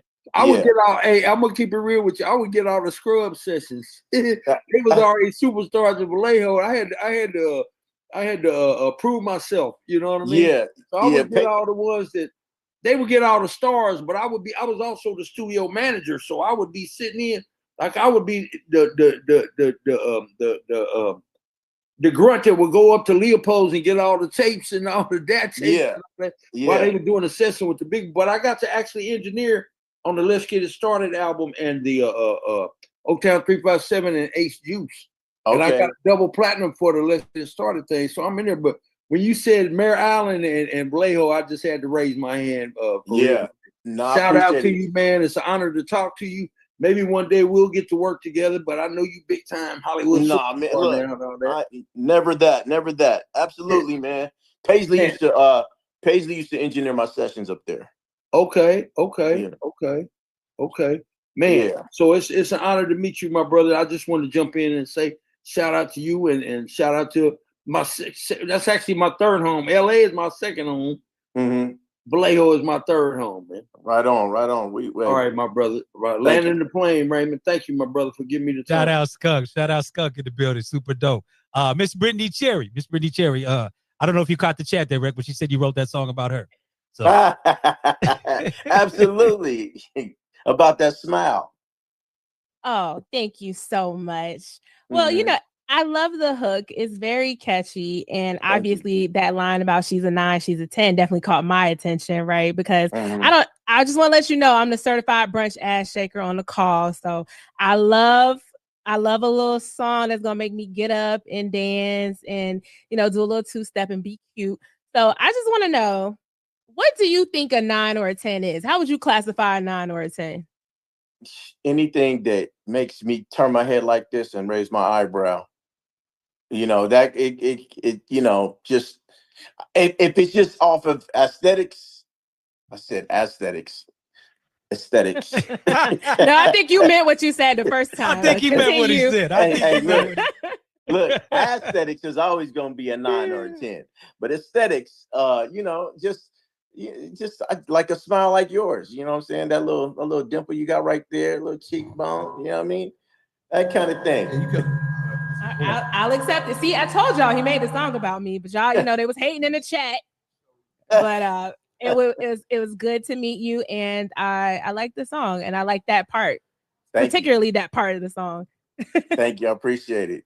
Oh yeah, no problem. So what up? C was cracking out there in New York. So yeah, it's finally happening that we got this good brother on the line, because I've been watching the show for so many years. And I'm like, D-Rec need to have some more time on it. I know that every time they cut to him, it's like it's just whatever the show is. And I don't know if you cool with that role, or you really be wanting to get loose and do your DJ thing a little bit more. But let's go back to the 9s and 10s real fast, because you know, and then I'll come back to that. Yeah, we're gonna come back to that. Yeah, this is a loaded one. So the 9s, I see a lot of women on the show. Shout out to Justina Valentine. She's a good friend of the network, and it's great to see her up there. And Nick and all of the battle rappers, all those guys go. But the girls is what I be tuning into the show for. So give me your perspective on what it's like being in the room with, you know, the I guess the cream of the cream. And who does Nick does the picking, or are you part of the committee? In the beginning, it was me, Nick, and another producer on the show back in the day. Was he picking 8s and below? And you got fired? You fired him when he was picking below 7s? Nah, Nah, it just, the show got bigger, budgets got bigger, and we could actually hire somebody to do the casting. But at the end of the day, Nick has probably the ultimate call on who's going to be on the show as far as the Wild 'N Out girls, and you can see because he's impregnated a few. Exactly. That part. Yeah. When you're in the room, you're like this. You got blinders on because you got a job to do. It's easy to get caught up in. That's the most beautiful one I've ever seen in my life. It's what I'm saying. It's easy to get caught up in that stuff, but I know what I'm there to do my job, and I got to make that happen. It's easy to get messed up in that. Yeah, because I'm about to say beauty is definitely. They say it's in the eye of the beholder, but no, we all know what beauty is. Like when we see it. You want mute out there in New York, yo? Oh, CL was hating right now. CL. I was saying beauty is they say it's in the eye of the beholder, but it's actually, that's not true. Like there is a standard and there is across the board what beauty looks like. And shout out to you for giving Brittany her flowers, because, that's all she wanted to hear was that she was a part of the 9 and 10 club. I just wanted to just put that out there. But go ahead. So, okay, with the real question now about the DJing and being able to, get wrecked. Is it, obviously we see what we see for the 30 minutes, but do you do more behind the scenes or playing out like in between breaks and segments? I do play sometimes during the breaks and things like that, but I'm a producer on the show as well. So I'm dealing with the directors and the other producers, and when we go to commercial and things like that, Nick and I are having a lot of dialogue, and so I'm a DJ because I'm a DJ, but I'm really the co-host of that show. And because it's a hip hop show, we added, we had the DJ element, we have the MC element, and all these different things. And if it's too much of one thing, then it becomes that show. And what it really is a comedy show. And, and Nick is like, the Johnny Carson, and I'm the Ed McMahon that just happens to be a B-boy raised in hip hop culture that can, pop, DJ, rap, all that stuff, produce music. So it's all those elements and, kind of rolled in and packaged into a comedy show. And it's what we do in the hood anyway, like talk crazy about each other. And so it's all rolled into one thing. I see that you said that Johnny Carson, Ed McMahon, but the hit. I lost you. Yeah, my bad, Skunk. I said I see that Johnny Carson and Ed McMahon hip hop version. That's exactly what they did. First time I heard it described like that. But you exactly right. Ed McMahon with some turntables. Yeah, exactly. So Johnny does all the jokes and all the impressions and all that shit. Yeah, that's dope, man. That's dope. That's a good way to describe that show, man. I'm a fan, like I said, from day one. Thank you. I appreciate it. And I have a whole lot to offer, but my role on the show doesn't really let me showcase everything that I have to bring to the table. But that's okay because that's a 30-minute show, and hip hop is worldwide, and that's why I'm doing everything that I'm doing outside of that. Sorry, man. Ed McMahon eventually got his due, though, bro. You can come back with some brand new stuff and do the Wild 'N Out. Absolutely. I hope that train never stops. Man, come on, Ed McMahon brought this star, sir. Real on quick, a whole nother level. Yep. Real quick, DJ Cuddy has something he wanted to say. Cuddy, what up? D-Rex, what up, my brother? Cuddy Rex from Jersey. Right. We spoke before when you was on the show last time. You feel me? Much love, much respect. You feel me? Sound like I need another DJ up there. Help you out, brother. You feel me? Never that. But my question is, what's one of the biggest lessons you learned working next to Nick Cannon? Because this guy does movies, TV shows. He DJs too. He's a DJ too, right? So working with him, what's one of the biggest lessons you learned building an empire? Sticking with it. You know what I mean? Because the idea, we were literally in my living room when the light came on or the spark happened, and he thought he came up with the idea for the show. And then he and I just started putting things together, and you know, we called a couple of the other homies and just started brainstorming on what the show is.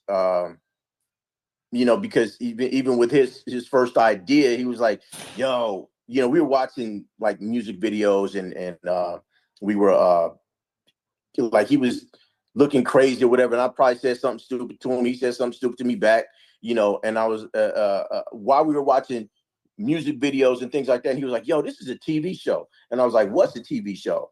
And he was like, me charging on you, you charging on me, but we get all of our comedian friends and things like that. And we, you know, we started brainstorming, like, so what, am I going to be a DJ behind? I'm going to be telling jokes behind turntables. He was like, nah, you're going to be the co-host. I'm going to be the host. And, you know, and then he just started, like, it was like it started writing itself, you know.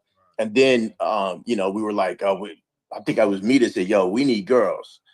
You know, we need some presenters, you know what I mean? And we need eye candy. We need Hook for this. Yeah, so then it just I said, so what we gonna do? We're just gonna get all our friends and just start wilding out. And he said, exactly. That's it. And that's how the show came, you know what I'm saying? So that was in 2004. All right, we've been locked in since. You talking like the Spanky Hayes and Cat Williams days. Oh, yeah. You know what I'm saying? We were like, who we gonna get? Brother. Let's get Kevin Hart. Because Yeah, I think he had just had that Crockett, movie, Paper Soldiers was just out or something like that. And, you know, and everybody was just doing comedy and music and stuff. And we had just, what was that, 04? Yeah, so we had just done all the R. Kelly stuff with you know, Gigolo and all the Jive record stuff. So we were, you know, still doing music and trying to figure out what the next thing was, you know. That's fire, man. Keep doing what y'all doing, man. It's never gonna stop. Clearly, like Thank I've been you. rocking for Thank like you. 20 years. You know what I'm saying? Keep going, man. Locked in. Thank you. So I appreciate y'all messing with the record, man. That's what I'm really on right now. You know, trying to push it from the west all the way to the east and all the pockets in between. You know what I'm saying? So who's ever messing with it, keep messing with it. And I got some more stuff coming too. But that's what it is. Rec, you gonna be in LA or the Bay next week? Next week I am in LA. Okay, word. I'm in LA. Yeah. All right, well, you know what? I got your number last time. I'll check back in with you because I'm gonna be in the Bay Tuesday. We're doing a little private listening thing for one of the artists out there. So if you're around, see if you can pull up. You know what I mean? Okay, for sure. Hey, real quick, I know you you know, got to bounce, but I did have one more question because so much is like America's crazy place. And you know, we all saw like some of the public stuff Nick had to go through and all this stuff. And despite like the great ideas, like you guys came up with something, manifested something out of your house, just building, talking. And here comes an idea that lasts, damn it, to what, 21 years? 21, yeah. 21 years off of your couch, you know, just chilling. Yeah. How many times have you thought about and what will it take for you to really take that step into beginning to build your own network? That's what I'm on right now. And, you know, it's hard to find, it's hard to find out exactly what that is because, you know, people see you in the box that they see you in. And so a lot of the opportunities that get presented to me from other people are inside that box. And like I said, I have a lot more to offer than that. So figuring out how to transition out of that box into a situation where people see me in a familiar but unfamiliar light, I have to do it at a certain level because the show is at a certain level. So it really, it has to just be top notch. And I'm such a perfectionist that, you know, I don't want to do anything less. You know what I'm saying? That show has set a precedent of perfection for pretty much everything that, you know, Nick, myself, and anybody else on the show does from here on out. You know, so you just want to make sure. I want to make sure for me that it's a project that I'm proud of. That's why I put out this record 9 times out of 10. Because I'm proud of the record. It sounds great to me, and it moves me. And I used to be a hip hop. I used to be a dancer. Used to dance in music videos. I used to dance for Aaliyah and in Jeanne videos and stuff like that back in the day. So this song makes me move, and I think it makes other people move too. So that's why I put it out. Yeah, I just think with all the creative power and ideas and the fact that you got 21 years of experience, man, and I'm just looking at the world the way it is. At some point we got to be able to have our own, and work with people, alongside people, even though y'all are executive producers, but I'd like to see that network hat go down, because one of my biggest beefs was the fact that Byron Allen tried to buy Paramount, overpay for it, and still couldn't get a meeting with the CEO. Right. Now it's Skydance. Okay. And my point is, all right, you created something from scratch. Been watching this other show, HBO was talking about how, black shows, say Fox, at a time when they were almost considered a black network. Okay. Blew them back up. It's happened with UPN, of course. It happened with WB, even NBC with Cosby's and Different World and so on and so forth. And we're still not standing with our own too. So I'm only putting the energy in the air because I know y'all can do it. Right. And you guys got the minds, to create and do it. So, Yeah, no, I appreciate that. I think we end up giving our stuff away. Like we invite people in that want to do business and seem cool, and then we end up giving it away. And it not that that's the case with Wild 'N Out, but just throughout our history as Black people, it's okay for us to have cookouts without inviting everybody to it. That drop. That part. Mic drop. That whole part. Okay. Mic drop. Okay. No doubt. Yeah, but so the music, the music is definitely, I always like when I hear that type of Bay music, being from the Bronx and you go to Too Short and everybody from that side that put it down. So it's dope to hear that you get down. Now, are you dancing in your own videos too? Because you said you dance. I said, you gave that up. Look, I didn't specify what decade that was.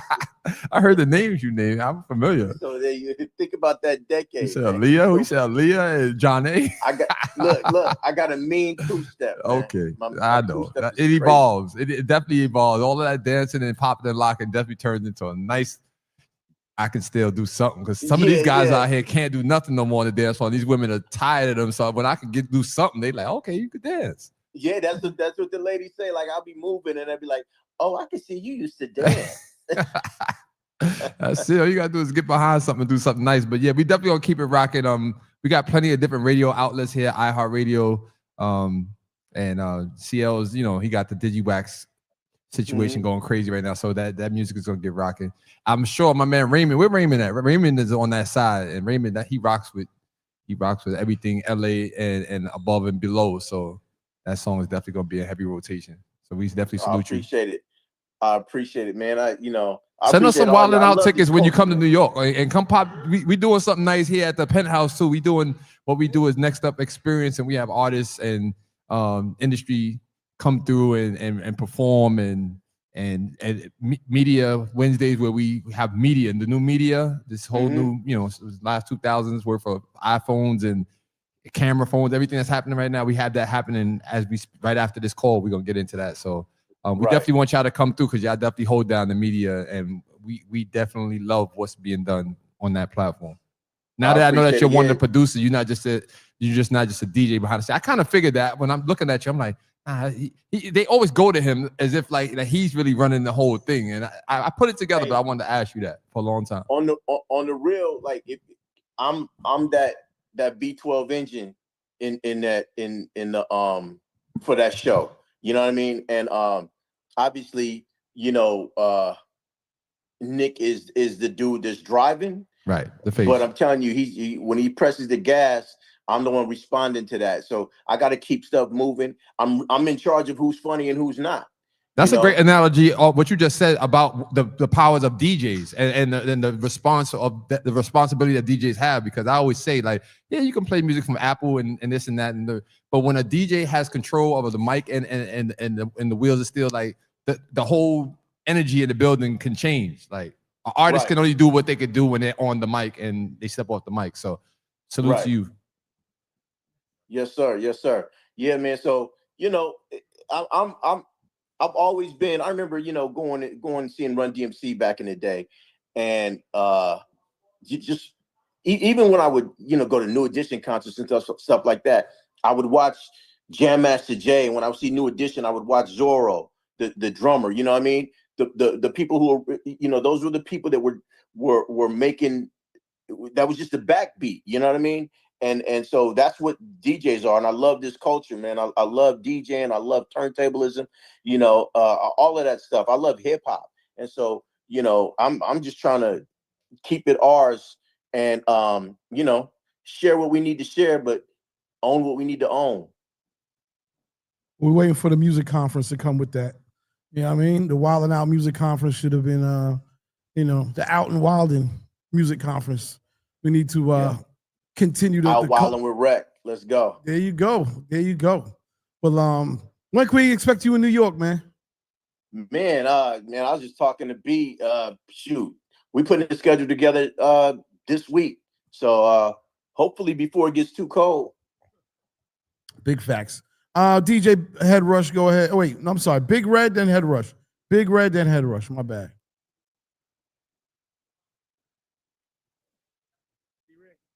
Big Red. All right, we're going to come back to you. I told you, Big Red need to stop messing with that AI. He ain't got that. He got to check your sono. Can you hear me now? Hey, how you doing, B-Ray? What's happening? What's happening? Hey, not much, man. I just wanted to tell you, man, I enjoyed the song, man. It's a good party joint, man. Thank you. Really enjoyed it. I like the vibe on it. And if she a 9 or 10, you know what I'm saying, she can come hang with me too. You know what I'm saying? That's all I got to say about it. You know what I'm saying? We'll be in the same section then at the club. So my thing is, now with AI, I'm the AI guy on the call, man. What's your views on AI? Is he talking? And then Yo, Red, your mic keep going in and out. We're gonna come back to you. Head Rush, go ahead. What up, D-Rec? How you doing, man? What's happening? I see you on the road, man. Yeah, I just got off the clock, you know, making the donuts, man, you know, regular job, Monday through Friday, you know, and everything else on the outside. Absolutely. Yes, sir. But salute to you. Thank you for jumping on the call again with us, brother. Yes, sir. Thank you for solidifying creating your own lane and giving us something that we can call our own. Like you said, Wild and Out is that's our show. You know what I'm saying? Yes, sir. And regardless of how they put y'all in whatever position they put you in, that's still our show. We ain't letting that go. You feel me? Thank you. My question for you, when you brought up Wild and Out, you got so many talented artists that get on that show and show their comedic side. Have y'all ever thought about doing like a Wild and Out compilation where you have like Conceited do a song, Justina do a song, you do your song, and then y'all put it on under that umbrella and consider it like the Wild and Out compilation of all artists that you all work with on the show? You know, I think Nick put something together like that. I'm not sure. I wasn't a part of it. I know because he has his label, Incredible Records. Incredible, yeah. Yeah, and so he has Justina and Conceited and Charlie Clips, who is just crazy, and Hitman and all. You know, they've all done songs and things like that. I think they're called the Black Squad or something like that. But yeah, I mean, you know, that's something that is that Nick would probably do and put out. You know, and I'm sure there may already be something like that that's out there, but you know, I'd love to be a part of it if Nick puts it together, you know. Well, if he got one called the Black Squad, you should do your version, Red Squad, Praise Squad. You know what I'm saying? Hey, Do I already your told version.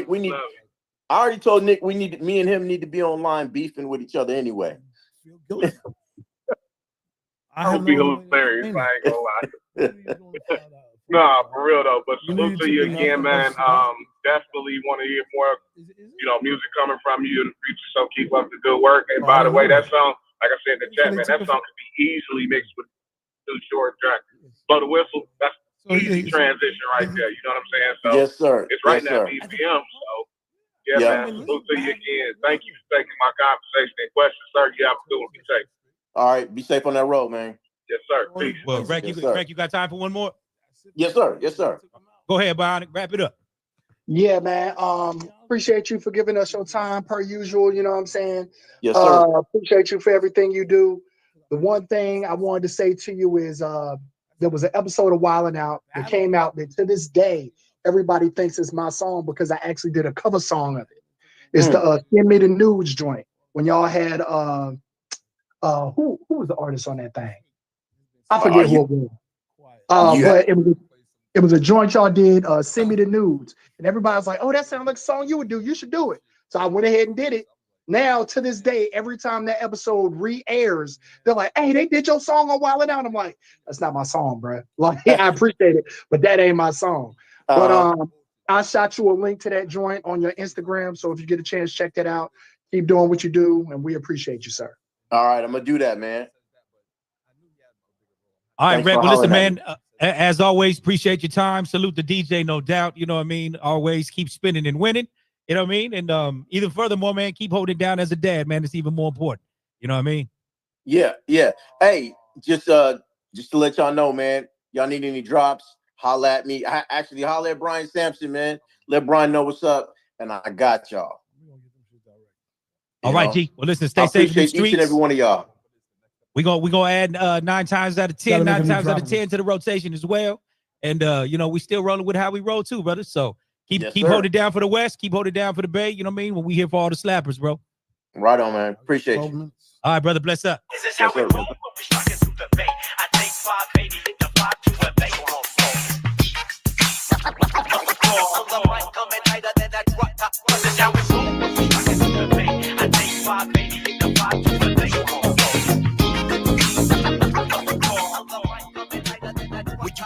In that 6'5" pony with double O cams, doing 80 on skates, getting chased by jakes. They wanna run in my place with the gun in my face. Probably what they thinking when they run in my place. I ain't game, so why you sweat me? Semi-celebrity, never had a felony, never won a spelling bee, never had a warrant, never paid bail. Just some challenges of a young black male. So I'm sideways to the next like dipping, skipping to whatever they own. I ain't tripping, cause I'm fortunate. The game, I'm absorbing it. Obstacles in my path, stick a fork in it. Cause yo, I'ma live only in the positive. I'm obligated to my seed, who I gotta give. Cali so ridiculous, please start to envision this. From the bait till I say engineer. I take 580, hit the 5 to the Bay.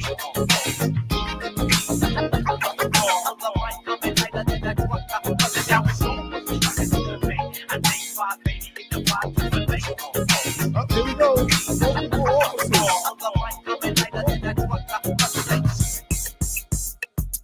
Alley-oopers to all my Cali troopers, from square bears to them ice cream scoopers. When you see me floating like the Jetsons do, and I'm squatting in that old school, let me through. Fool is 24 now, we grown style. We don't want the milk, we want the whole cow now. Gas, break, get with some foreign chicks. Chase the heat with some $5 corn chips. Never no forfeits, all about getting mine. It's dinner time, from first to the finish line. A different mind, with my own concoctions. When I slide through, all you hear is boom, boom, bop. And then the haters be jocking. They know it's spectacular, this bachelor will tackle you with this dummy vernacular. And I'm happier than a kid on a skateboard.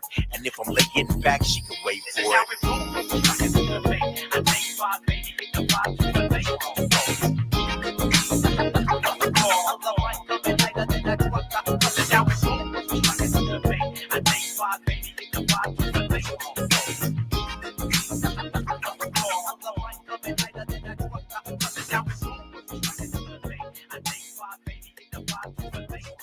Yeah. Yes, sir. Big salute, Rec. Appreciate you, brother. Word up, big of D-Rec. Thank you. You You already know. For the drops, don't forget, send any drops or interview requests. Shout out to my man DJ Fly, aka Brian Sampson, in the building. He will help you out with all of that stuff. Brian, how's your day going, man?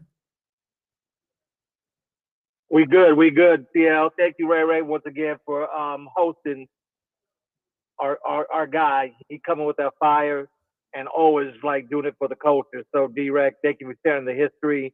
And I think the most important thing that I was trying to encourage is to make sure that we all share a little bit of information that helps you educate yourself about the business and doing everything as a side hustle to put money on top of your DJ money. And that's my most important thing. Keep growing the culture. And thank you, Digiwaxx DJs, for providing that opportunity to all the artists and DJs. Yeah, man, no problem. No problem. And shout out to D-Rec again. Good records, man. Just good vibes overall. It's a beautiful day. You know what I mean? And I like the backdrop. Look at that shit. Okay, Brian. I see you. I get a little savvy. Yeah, I see you. But we try to come out there, bro. We try to come out there and see where you are. Yeah. Music Wednesday. Come on, man. I'd love to show you what's going on here. It is actually pretty crazy. We call it a content carnival. We invite up all of the podcasters and content creators and dope interviewers and just people who are just making dope content and putting it up on social media. It happens every Wednesday right after this from 7 to 11. And, artists come through here and they do a carousel of interviews, just like a media room, just like we do a media room. So it's totally incredible because social media works differently, man. It's so instant and people cut up all these different clips and they just keep posting them over time. So it gets you a lot of attention. So yeah. Facts. And there's nobody's really doing that for music, which is what we need. So yeah. Thank you. Yeah, we need that here in LA. Yeah, we're gonna be on tour. So when we come through, you know what I mean? We're gonna need that Wildin' Out office space or something where we could do it at, because that's all we need. Yep. Everybody will come and meet us up, and that's it, So call it a day. Man, I guess we should get into a record. Well, is D-Rex still on, or did he get off? I think he jumped. Okay, cool. All right, well, we're gonna wind down anyway. I think we should play maybe one or two records. I don't know what y'all want to hear, but there's a lot of records dropped over the last couple of days. Every week, man, it's just been amazing type of records that have been out here. And one group that came back is a oldie but goodie, but let's check this record out.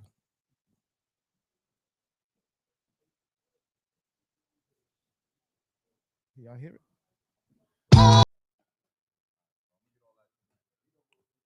Yeah, little technical difficulties over here, but we're going to keep it moving and grooving. Listen, it's been a beautiful day. I think we're going to shut it down in a second, but hopefully everybody had a good one. Thank y'all for joining. We are in the middle of the mix, about to switch over to the Content Carnival. Shout out to everybody that pulled up for today. I don't know if we got any public announcements, but we have decided that we're going to take the show on the road. So we'll have a sidebar about that and figure out which city we're going to go to first. It's probably going to be like Atlanta or DC, somewhere that's going to be a little closer. We'll pull up and hopefully everybody can come and join us. You know what I mean? Suggestion for you? Huh? A real suggestion. Can I make a suggestion for you Sure. personally on it? Yeah.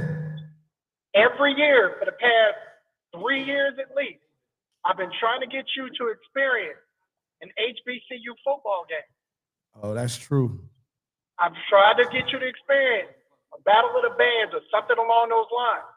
So with that being said, if you're talking about taking the show on the road, I would suggest you look at some of these football schedules in the same way that we're talking to these artists by hitting homecoming. You kind of do the same thing. Whether it's the AUC homecoming in Atlanta, which is Morris Brown, Clark Atlanta, Morehouse and Spelman, whether it's FAMU homecoming, whether it's Bethune-Cookman homecoming, whether it's Central, A&T, whether it's Howard, Norfolk State, Hampton, you know what I'm saying? Hell, go down to Texas, go holler at TSU, go holler at Prairie View, something. That's my personal suggestion for you if you're going to take this show on the road, because I want you to experience that along with taking this on the road. No, that's a play. And kill two birds with one stone. That's a play. That's a good play. we need to find the right one to go to be honest with you. I mean, real talk, there is no right one. Like I said, like FAMU homecoming be hitting. You know what I'm saying? Be hitting too, cause you can come down to Texas hit TSU. We usually have big name entertainment. Last year we had Rick Ross came last year. We had the band for Maze here. You can come down and have a good time. And I forgot who we got on deck this year, so I'll be at my homecoming this year. So it's gonna be dope. Yeah, and real talk, a few of the homecomings are altering how they're doing events because folk acted up at a lot of different homecomings last year. So different schools are altering how they're handling different things. Right. But at least you can still experience the game. You can experience the culture because that's not something you're going to get anymore. You know what I mean? And like I said, with the AUC homecoming, that's 4 schools on the same weekend, right smack in Atlanta. You know what I'm saying? You can't go wrong with that at all. Right. But that's just my suggestion to you, man. Like on some like personal and business and killing 2 birds with 1 stone. That's my suggestion to you. That's a good one. I mean, the other thing we would try to wait for a good music conference to also do that. But I like that because that's just us and it's young people and it's a lot of energy there and a lot of just dope stuff going on. I'm with the battle of the bands and all that stuff. So, word. Anyway, that being said, we're going to get busy with the other event we got going on. We'll say everybody, thank y'all for pulling up as always. We will be back next week. We got a pretty crazy lineup for next week. I can't wait to show everybody who we got. And hit me up if you need anything. You know how we do. Before you go, next time, I'll say it again for the next week. It's the last time I'm keeping the albums up. The Ray and the Ghost. I sent it back out there. So if y'all don't post it, this is it. You know what? I will deal with that myself. I got you. I know. I sent the email again, so just check your email. But yeah, after Friday, I got to get it out of my Dropbox, man. So again, it's all the data's correct, clean and dirty. So, all right, cool. Hey, Quantum, can I get on your mailing list, bro? Yeah, it's supposed to be on Digiwaxx. Oh no, I'm talking about the other. No, all you got to do is hit me up. Whatever y'all got. Listen, I am free. Y'all need anything? Hit me up. I got it at my fingertips. Just let me know. It'd be great to I want some of that other stuff you be dropping. I'm on some of that other stuff you be dropping on the call that don't go to Digiwaxx. Like, hit me up. Hit me up. I'm here. I want the hidden gems. I don't want what I can find. Yes, sir. Drop your number in the chat before we end. We'll do. I'll drop it in there. I'm gonna give everybody like 1 minute, share the information. Because I'm getting the wrap it up finger.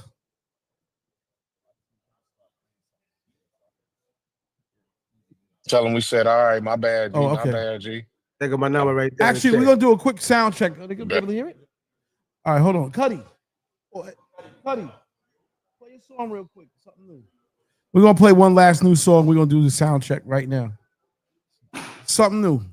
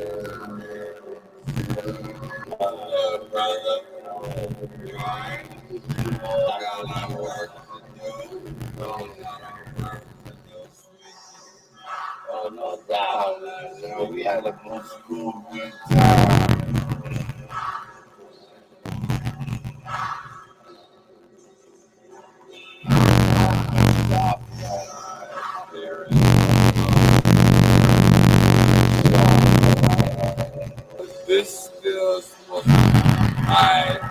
you know what?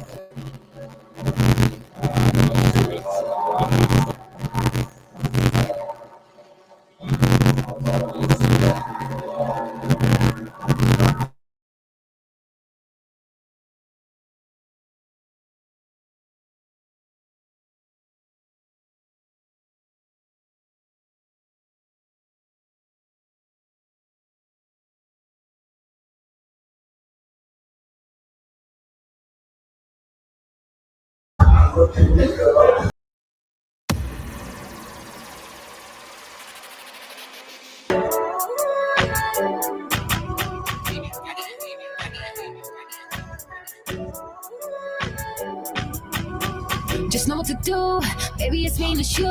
Loving my vibe, giving me time, my body a temple for you. I got loose screws, don't know what acting around you. Fucking me right after we fight, just know what to do in the mood, singing.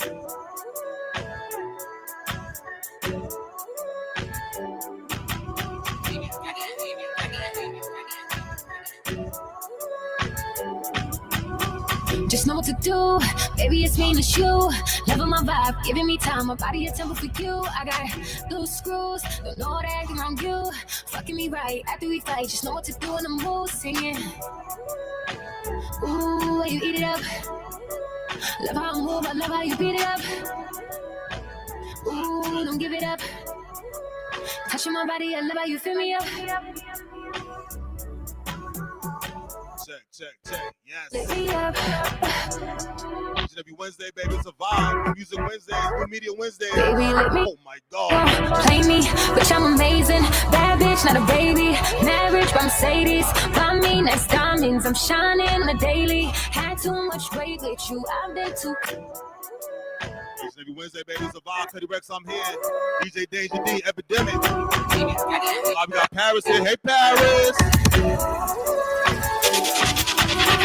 Just know what to do, baby, it's me and it's you. Loving my vibe, giving me time, my body a temple for you. I got loose screws, don't know that music. You. Jaja Couture. We fight, just know what. Bad bitch music. Ooh. Ooh, you eat it up. See what we doing. Love how I move, I love how you beat it up. Hey. Ooh, don't give it up. Touching my body, I love how you fill me up. Baby, lit me up. Baby, lit me up. Hey, won't play me, bitch, I'm amazing. Bad bitch, not a baby. Married rich Mercedes. Like that, baby. I'm shining on a daily. Had too much weight with you. I've been too patient. Like fuck is you saying? Talk to me, you gotta pay me. Chase money like that's who I bank with. I leave with the bitches I came with. I know. Nigga keep saying I'm frontin'. Niggas you spending it. Each and every Wednesday, baby. Yes. Let's take a walk down Times Square where no one cares. Music Wednesdays, baby. Week, people cover the streets. Models starving themselves. We stare as they're getting weak. Beauty is the beast. Even God prepared a feast. Even God prepared a feast. Even God prepared a feast. The city that never sleeps. And it's how you dream so deep. That you walk by me and beg into weep. We're all just trying to get on our feet. Don't let pride be your defeat. Even God prepared a feast. Even God prepared a feast. Even God prepared a feast. Broadway playing midday. We'll have you feeling like the city's your runway. Each step you take. Everybody on TikTok live, baby. Don't become an industry slave. Don't what up, though? behave. Say a certain shit. Live on DJ Epidemic page. Don't let him throw you off. Take your secrets to the grave. Always be DJ Epidemic on that TikTok at DJ Epidemic. Oh my God. the city that matters. Paris, what's up, baby? When it's all you dream so deep. Let you walk by, man, begging to eat. We're all just trying to get on our feet. Don't let pride be your defeat. Beauty is the beast.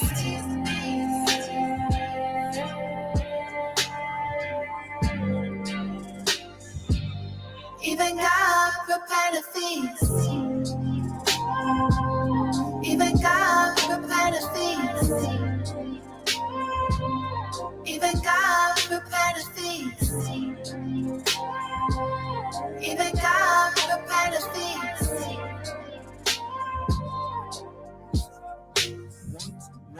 Even God prepared a feast. Ladies and gentlemen, 1, 2. 1, 2. Even God.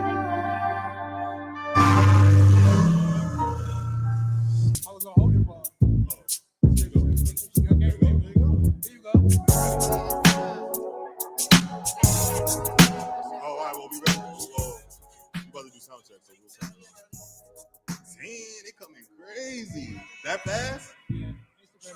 They be on that, bro. Ready?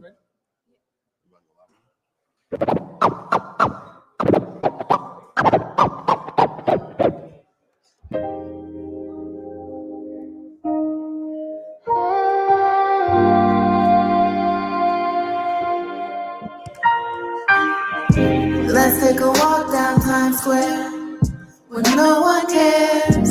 New York Fashion Week, people cover the streets.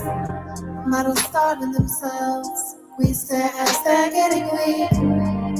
Beauty is the beast. Even God prepared a feast. Even God prepared a feast. Even God prepared a feast. The city that never sleeps. And it's how you dream so deep.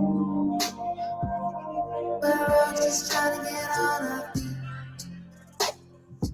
Don't let pride be your defeat.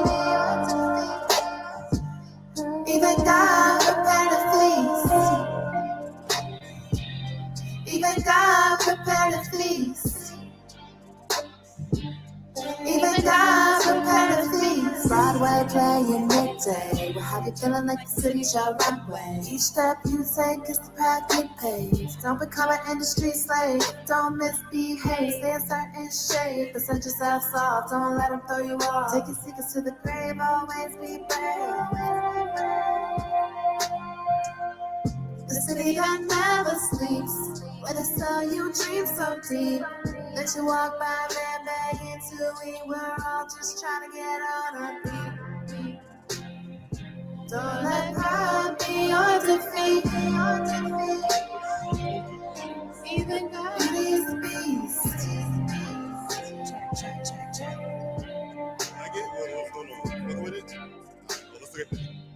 Even God prepared a feast. Even God prepared a feast. Even God prepared a feast. Yes, sir. Yes, sir. Each and every Wednesday, baby. Even God prepared a feast. Danger D, Mad Max, Paris. Even God prepared a feast. Tornado gang. In the section, she shaking her hips like. In the party, she touching my chair. She see I got money, she know that I'm lit like God. I need me a Judy. She a diamond, she shaped like she Ruby. Why you looking for clues? You not Scooby.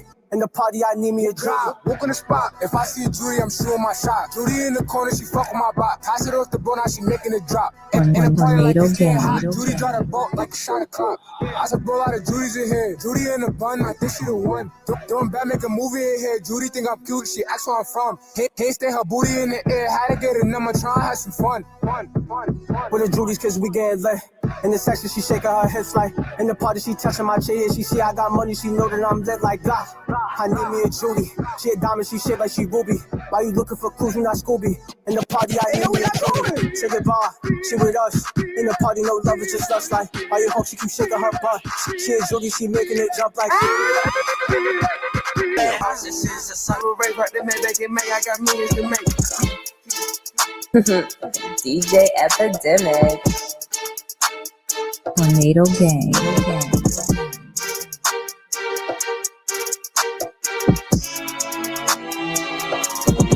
Oh, never knew what I was missing, but I knew once we start kissing, I found. Oh, ladies.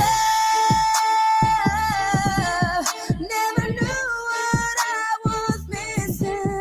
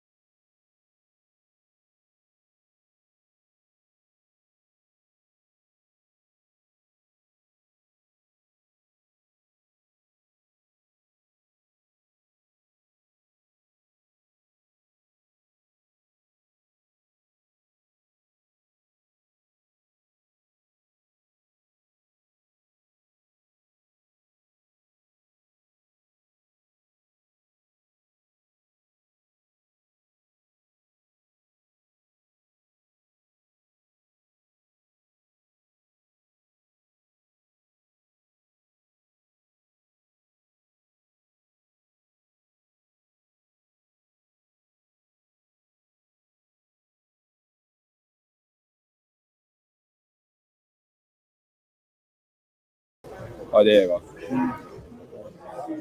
But this, I got this dumbass loop on. We turn this loop on. Oh. All right, there you go. All right, I see that.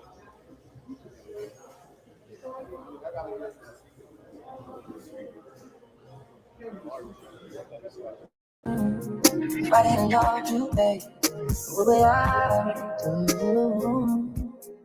If I didn't love you,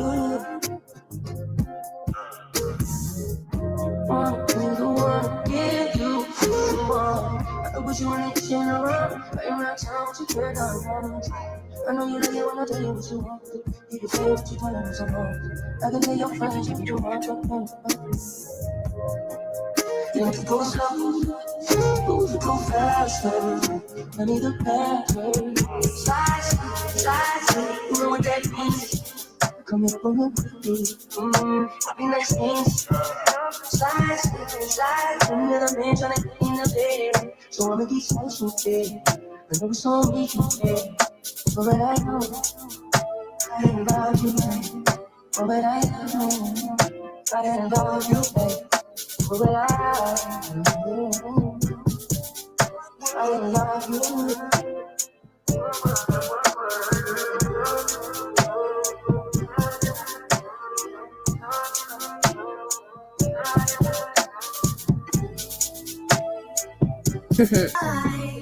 All night. Bang, bang, bang, bang.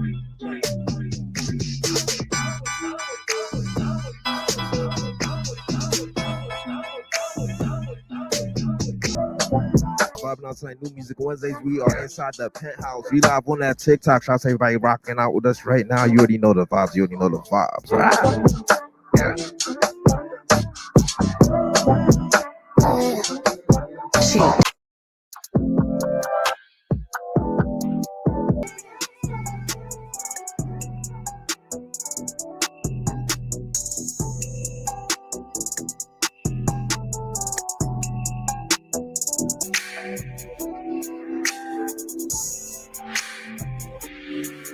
We got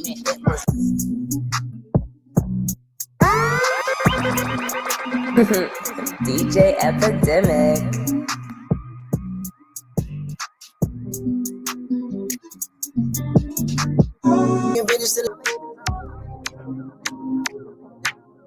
Seems like we've been here before. You pack your bags up to leave. All right, let's go. Brand new music on deck. So quick. Heather Victoria. This one's called Rescue Me, right? But then you run back to me. Yeah. SOS.